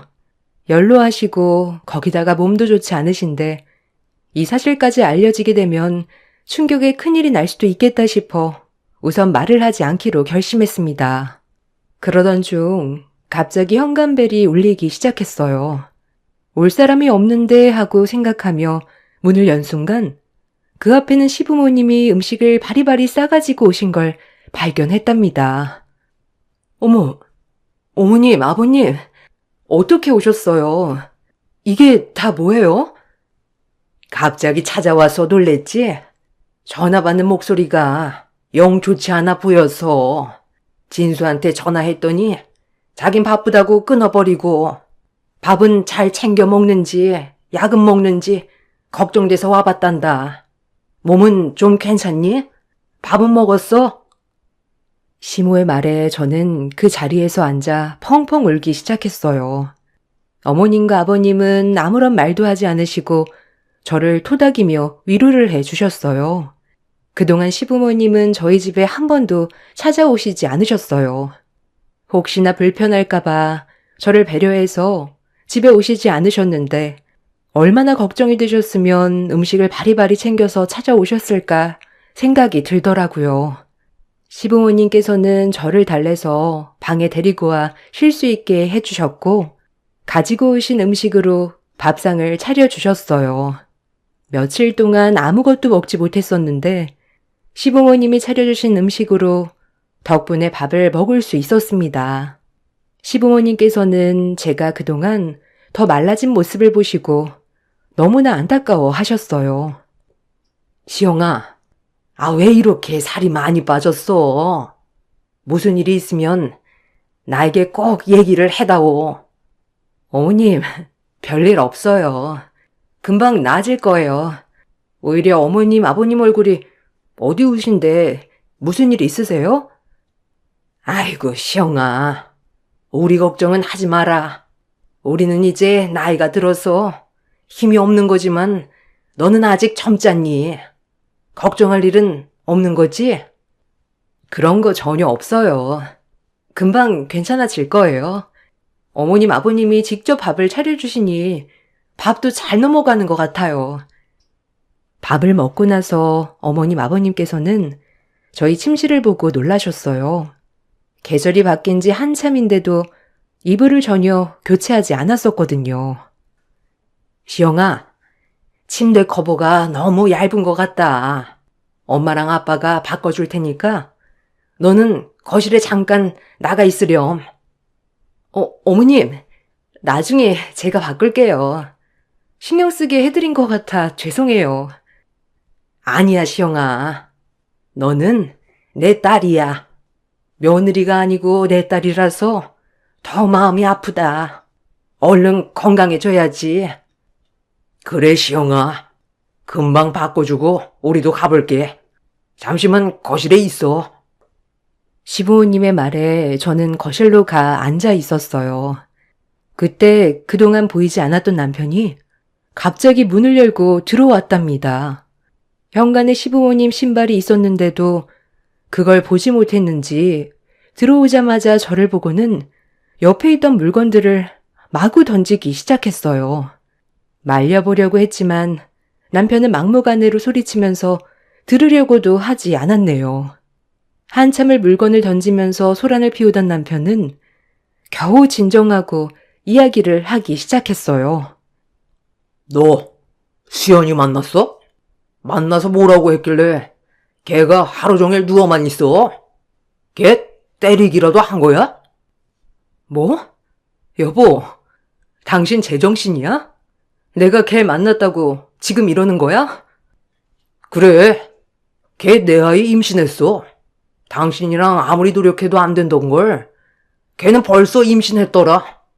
검사에도 아무런 이상 없다고 당신이 이야기했지? 근데 5년을 노력했는데 어차피 당신이랑은 애정도 없고 더 이상 살고 싶은 마음도 없다. 부모님 시골로 내려가면 이제 정리하자.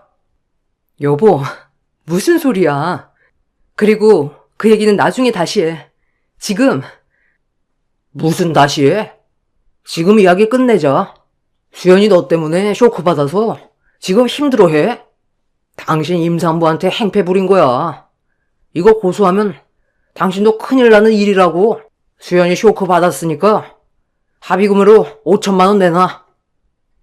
뭐? 합의금? 지금 내가 합의금을 줘야 한다는 거야? 무슨 말도 안 되는 소리야. 수연이가 쇼크를 받았다고. 너 이러다가 아이라도 잘못되면 네가 책임질 거야? 외도도 모자라서 상간녀 임신한 걸로 지금 날 협박하는 거야? 그래. 수연이 만난 지 3개월도 안 됐는데 걔는 벌써 임신했다더라. 너는 아무리 노력해도 되지 않았던 걸 그런 애한테 협박을 해? 합의금 내놔. 남편은 어처구니 없게도 상간녀가 나로 인해 쇼크를 받았다며 합의금을 달라고 했어요. 저는 황당했지만 남편은 막무가내로 소리를 치며 요구를 했습니다. 그동안 충격으로 기운이 없어 쓰러져 있었던 것은 난데 남편은 아픈 저는 안중에도 없고 상간녀만 챙기고 있는 상황에 마음이 쓰렸습니다. 남편은 직장을 그만두고 수입도 없었던 상황이었는데 혹시나 남편이 기가 죽을까 제가 시부모님 가게에서 일하며 번 돈으로 생활하라며 줬었거든요. 시부모님도 저를 생각해서 더 넉넉하게 월급을 주셨는데 뼈 빠지게 일하고 번 돈을 상간녀와 희낙낙거리며 썼을 걸 생각하니 미치겠더라고요. 더 이상은 안 되겠다 싶어 남편에게 단호하게 이야기를 했습니다. 나 한 푼도 줄 수 없어. 그리고 당신이랑 이혼도 못해. 아니, 안 할 거니까 그렇게 알아. 거기다가 합의금을 달라고? 오히려 받아야 하는 건 나야. 정리하고 돌아오면 조용히 넘어갈 테니까 제발 정신 차려. 야, 나 너한테 이제 애정 없어. 너 우리 엄마 아빠 돌아가시면 혹시나 떨어질 거 있을까봐 그러냐? 그런 거 단 한 푼도 너한테 못 주니까 지금 당장 나가. 아니, 합의금은 내놓고 나가. 그 돈도 결국 우리 부모님이 주신 거잖아. 이거 왜 그래? 내가 받은 돈은 정당하게 일해서 받은 돈이야. 거기다가 시부모님께 유산 받을 생각도 없어. 정신 차려 제발. 여보, 이러지 마. 이게 정말? 너 돈 있는 거 다 알아. 지금 당장 내놔. 좋은 말로 할 때 안 내놔? 아무리 소리를 쳐도 자신의 말을 들어주지 않자 남편은 저에게 손을 올리려고 했어요. 그때 조용했던 집안에 띵동 하면서 핸드폰 알람이 울렸답니다. 확인을 해보니 계좌에 계속해서 누군가가 몇천만 원씩 입금을 하고 있었어요. 깜짝 놀란 표정으로 핸드폰을 보고 있으니 제 핸드폰을 뺏어든 남편이 더 놀라 말하더군요. 야, 너 이거 무슨 돈이야? 너 돈 없다는 거 순 거짓말이었네. 얼른 돈이나 이체해. 아니, 이게 뭐지? 이거 내 돈 아니야. 무슨 일일까 싶어서 들어가서 확인을 해보니까 보낸 사람이 바로 시어머니더라고요. 놀라서 가만히 핸드폰을 보고 있었는데 안방문이 벌컥 열리며 시부모님이 나오셨습니다. 지금까지의 이야기를 다 듣고 계셨던 것이었어요. 남편은 그 모습을 보고 깜짝 놀랐어요. 시부모님은 엄청 화가 난 얼굴로 남편에게 소리를 치셨습니다. 남편은 그런 게 아니라며 해명을 하려고 했어요. 저도 처음 보는 시부모님 모습에 놀랐습니다. 매번 남편을 애지중지 대하셨기 때문에 살면서 한 번이라도 남편에게 싫은 소리 하시는 걸 듣지 못했거든요. 그렇지만 남편의 외도는 시부모님에게 매우 충격적인 사실이었나 보다 생각을 하고 있었습니다. 그런데 제가 듣게 된 이야기는 더 충격적이었어요. 사실 시부모님은 남편의 외도 사실을 알고 있었다며 이야기를 시작하셨어요. 그뿐만 아니라 다른 이유로 시부모님은 더 이상 남편을 아들로 생각할 수 없다고 말하시더라고요. 너 저번에 가게에 왔다가 간 적이 있었지? 그때 네 손에 들려 형이 줄 음식들 보내려고 나가다가 네 전화 소리를 듣게 되었다. 근데 뭐 부모님이 오늘 내일 하시니 이제 가게의 판도는 모두 네 거라고? 거기다 부모님 사망보험금이 어째? 엄마, 그게 아니라 그냥 해본 말이야. 진심이 아니고 내가 가진 게 없어서 그냥 하는 말이었어. 그냥 해본 말이라고? 너는 그때도 지금도 돈만 찾고 있는데 어떻게 그냥 해본 말이냐? 시영이는 지금 이 상황에서도 시부모님 걱정만 하는데 자식이라는 애가 돈 달라는 때 말고는 찾아오지도 않아? 아니야. 엄마 아빠, 난 그런 게 아니고 내가 정말 자식 하나 잘못 키웠다. 시영아, 너무 미안하다. 이건 다 내 잘못이야. 시어머님은 남편을 향해 엄청난 말을 쏟아내셨어요. 알고 봤더니 남편은 얼마 전에 시부모님께 사업을 하겠노라며 자금을 대달라 찾아갔더라고요. 직장도 그만두고 제가 혼자서 가게 일을 하며 돈을 버는 게 미안하다며 자신도 떳떳하게 돈을 벌고 싶다고 이야기를 했다는데 사실 거짓말이었죠. 남편은 이미 시부모님이 가게를 정리하게 되면 정리하는 금액이 몇 억이 될 거라는 걸 알고 있었어요. 이미 가지고 있는 재산과 건물과 부동산을 처분했을 때의 금액까지 다 알아보고 난 후 시부모님을 찾아간 것이었죠. 시어머님은 더욱 분노하며 남편에게 화를 내기 시작하셨어요. 네 아버지 이제 살 날이 얼마 남지 않았다는 건 네가 잘 알지 않니? 그런데 아버지를 좀 더 오래 보고 싶단 내가 아버지 사망보험금을 알아보고 상간녀랑 살림을 차릴 생각을 해? 네가 제정신이야? 엄마, 살림을 차리려고 한 게 아니고 걔가 내 애를 임신했어. 엄마 알잖아. 나 아이 갖고 싶어 했던 거. 그래서 부모 목숨값으로 난 여자랑 살림 차리고 사업하겠다고 한 거니? 그럼 어떻게 해? 지금 가지고 있는 게 없는데. 엄마, 시영이 이제 임신 못해. 5년이나 노력했는데 안 되는 걸 어떻게 해? 이 자식이? 너 같은 아빠는 있어서는 안 되니까 아기를 안 보내주는 거야. 아이가 안 생긴다고 외도를 해? 그런 게 아니고 우리는 이미 감정이 다 끝난 사이야. 엄마 아빠 두 분도 손자보고 싶다고 하셨잖아요. 시영이랑은 이제 끝났어. 대신 수연이가 임신했대. 너 어떻게 이런 말을 아무렇지 않게 꺼내? 네가 내 아들이라고? 네가 어떻게?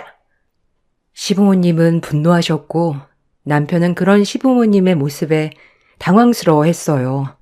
그렇지만 이후의 말씀으로 이해할 수 있었어요.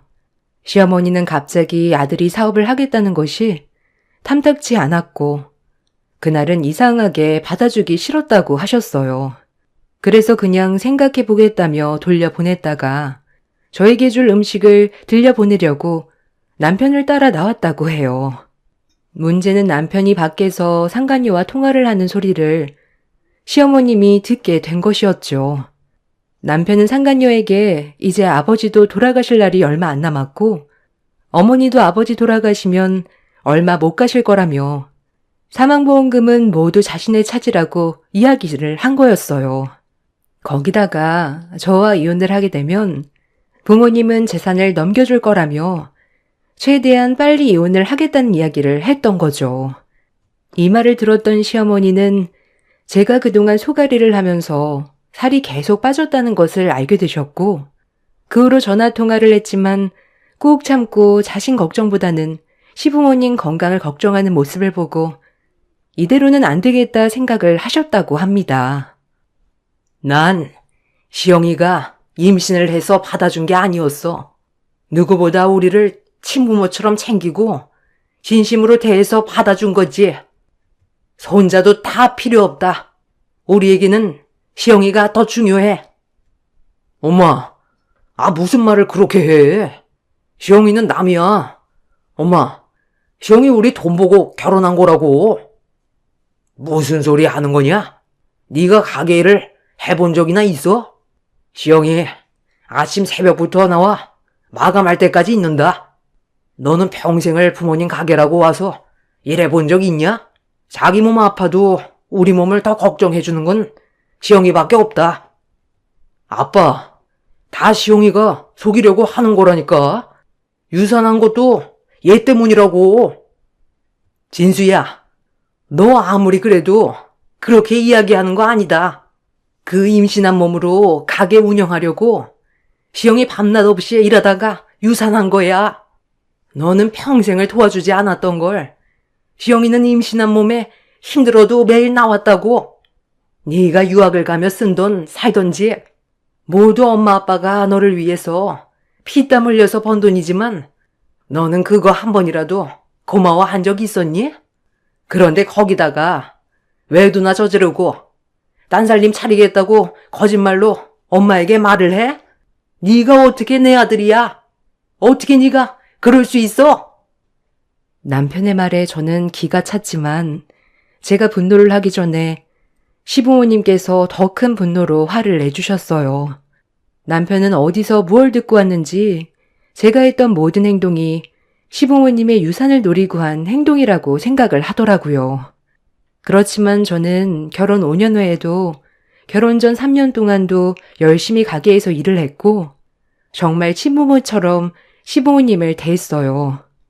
이 정성이 시부모님에게 닿았던 건지 시부모님은 전적으로 제 편에 서서 이야기를 해주셨답니다. 이날 찾아오시게 된 것도 바로 가게가 정리가 되어서 저에게 재산을 분할해주고 남편과는 이혼하는 것이 좋겠다며 이야기를 하려고 했는데 마침 남편이 와서 집안을 들쓰고 다녔던 것이었죠. 남편은 오해라며 시부모님의 마음을 돌리기 위해 애를 썼지만 시부모님은 냉정하셨어요. 나중에 모든 것을 정리하고 시어머니와 잠시 이야기를 나누면서 하는 말을 들어보니 시부모님의 마음이 이해가 가더라고요. 알고 보니 시어머니는 어릴 적 친부가 바람이 나 혼외 자식을 낳았다고 하셨어요. 마음의 상처를 입었던 시어머니의 친모께서 갑자기 돌아가시게 되면서 마음의 상처를 입게 되었다고 말씀하셨어요. 시어머니께서는 결혼을 절대 하지 않겠노라 다짐을 했지만 시아버님의 지극정성인 마음을 받아들이게 되었고 결혼을 하신 거라며 이야기를 하셨어요. 어릴 적 자신이 받았던 상처를 자식이 똑같이 받지 않도록 더 사랑과 애정으로 자식을 키웠는데 결국 돌아온 것은 자식이 자신의 친부와 마찬가지였다는 것에 모든 것이 부질없다는 것을 알게 되셨다고 해요. 시영아, 나는 어릴 적 가족의 정을 모르고 살아서 내가 커서 가정을 꾸리게 되면 어떨까 걱정이 많았어. 진수가 태어났을 때도 내가 경험한 일들은 겪게 하지 않으리 굳게 다짐을 했었고 힘들고 어려운 순간에도 진수는 편안하게 해주려고 노력했단다. 그런데 결국 이 모든 것이 다 부질없는 것 같구나. 자식을 잘못 키운 죄가 나에게 있으니 내가 사과를 하고 싶어. 어머님, 그런 말씀 마세요. 어머님은 누구보다 자식을 먼저 생각하시고 키우셨어요. 이건 어머님의 잘못이 아니에요. 그러니 너무 마음 쓰지 마세요. 진수 아빠도 이제 살 날이 얼마 남지 않았는데 이대로 재산을 진수에게 물려주게 되면 그동안 고생한 것들이 다 물건품처럼 사라질 것 같았단다. 너는 정말 내 딸이나 다름없어. 알지? 우리가 냉정하게 대했던 그때도 너는 오히려 우리를 부모처럼 모시고 따라주었지. 그때 벌을 받고 있는지도 모르겠다. 어머님, 건강하셔야죠. 아버님도 건강하게 오래오래 사셔야 돼요. 이후 시부모님은 가게도 정리를 하시고 시골로 내려가 정착을 하셨어요. 가게를 정리하면서 생긴 50억은 며칠에 나눠서 제 계좌로 입금이 되었습니다. 계속해서 저는 시부모님께 돈을 돌려드리려고 했지만 시부모님은 끝까지 거절을 하셨어요. 오히려 자신들의 가게를 지금까지 운영하고 키울 수 있었던 것은 제 덕이라며 그 값을 치른 거라고 하셨어요. 저는 시부모님의 은혜를 잊지 않기 위해 시부모님이 계시는 곳으로 이사를 가서 근처에서 조그마한 가게를 열게 되었어요. 남편과는 이혼을 하였죠. 이미 몸과 마음이 모두 지쳐 있었지만 상간녀 소송도 악착같이 해서 받아냈어요. 며칠 후에 지인들에게 들어보니 상간녀는 임신을 한 게 아니었다고 하더라고요. 지역에서도 규모가 있는 가게 외동 아들이었던 남편이 받을 재산이 많다는 소문을 듣고 남편에게 접근을 했던 거였다며 결국 두 사람은 헤어졌다고 전해 들었어요. 남편은 저와 이혼을 하면서 집에서도 쫓겨나게 되었고 빈털터리가 되었어요. 부모에게 버림받았다는 사실을 알게 된 상간녀가 임신은 거짓이었다며 털어놓게 되었던 것이었죠. 이후에 남편은 시부모님을 찾아 용서를 구하고 있다는 소식을 들었지만 시부모님은 남편을 받아들이진 않으셨어요. 시아버님은 병원으로 돌아가시게 되었고 장례를 치르면서 한번 남편의 모습을 보았습니다. 그 이후에는 본 적이 없네요. 시아버님이 돌아가시고 시어머님이 혼자 되시면서 저는 시어머님께 함께 살자고 이야기를 드려봤지만 시어머님은 같이 지내는 것은 아닌 것 같다며 거절하셨어요. 그래도 계속 시어머님께 같이 살자고 매일 찾아갔고 지금은 옆집에서 지내시고 계시답니다.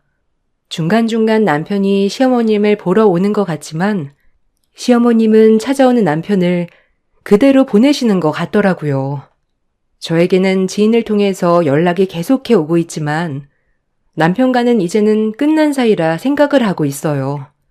처음에는 나의 20대 청춘을 함께했던 사람들이었기 때문에 더욱 힘들고 어려웠지만 여러 일들이 지나고 지금은 마음이 많이 안정을 찾게 되었답니다. 그때 당시에는 아이가 생기지 않아 정말 고민이 많았는데 한편으로는 아이가 없었기 때문에 더 냉정하게 끝낼 수 있지 않았을까 생각을 해요. 한편으로는 아무리 그래도 시부모님은 시부모님이라는 이야기도 많았거든요. 그렇지만 저는 친부모님과 다를 바 없이 제가 성인이 되고 나서 지금까지 저에게 많은 것을 베풀어 주셨던 분이기 때문에 함께 지내고 싶었어요. 피보다 진한 것은 없다고 하지만 그렇지 않은 경우가 바로 이런 것이겠죠. 가족이라는 것을 저도 제대로 못 느끼고 살아왔기 때문에 항상 고프고 그리운 것이었어요.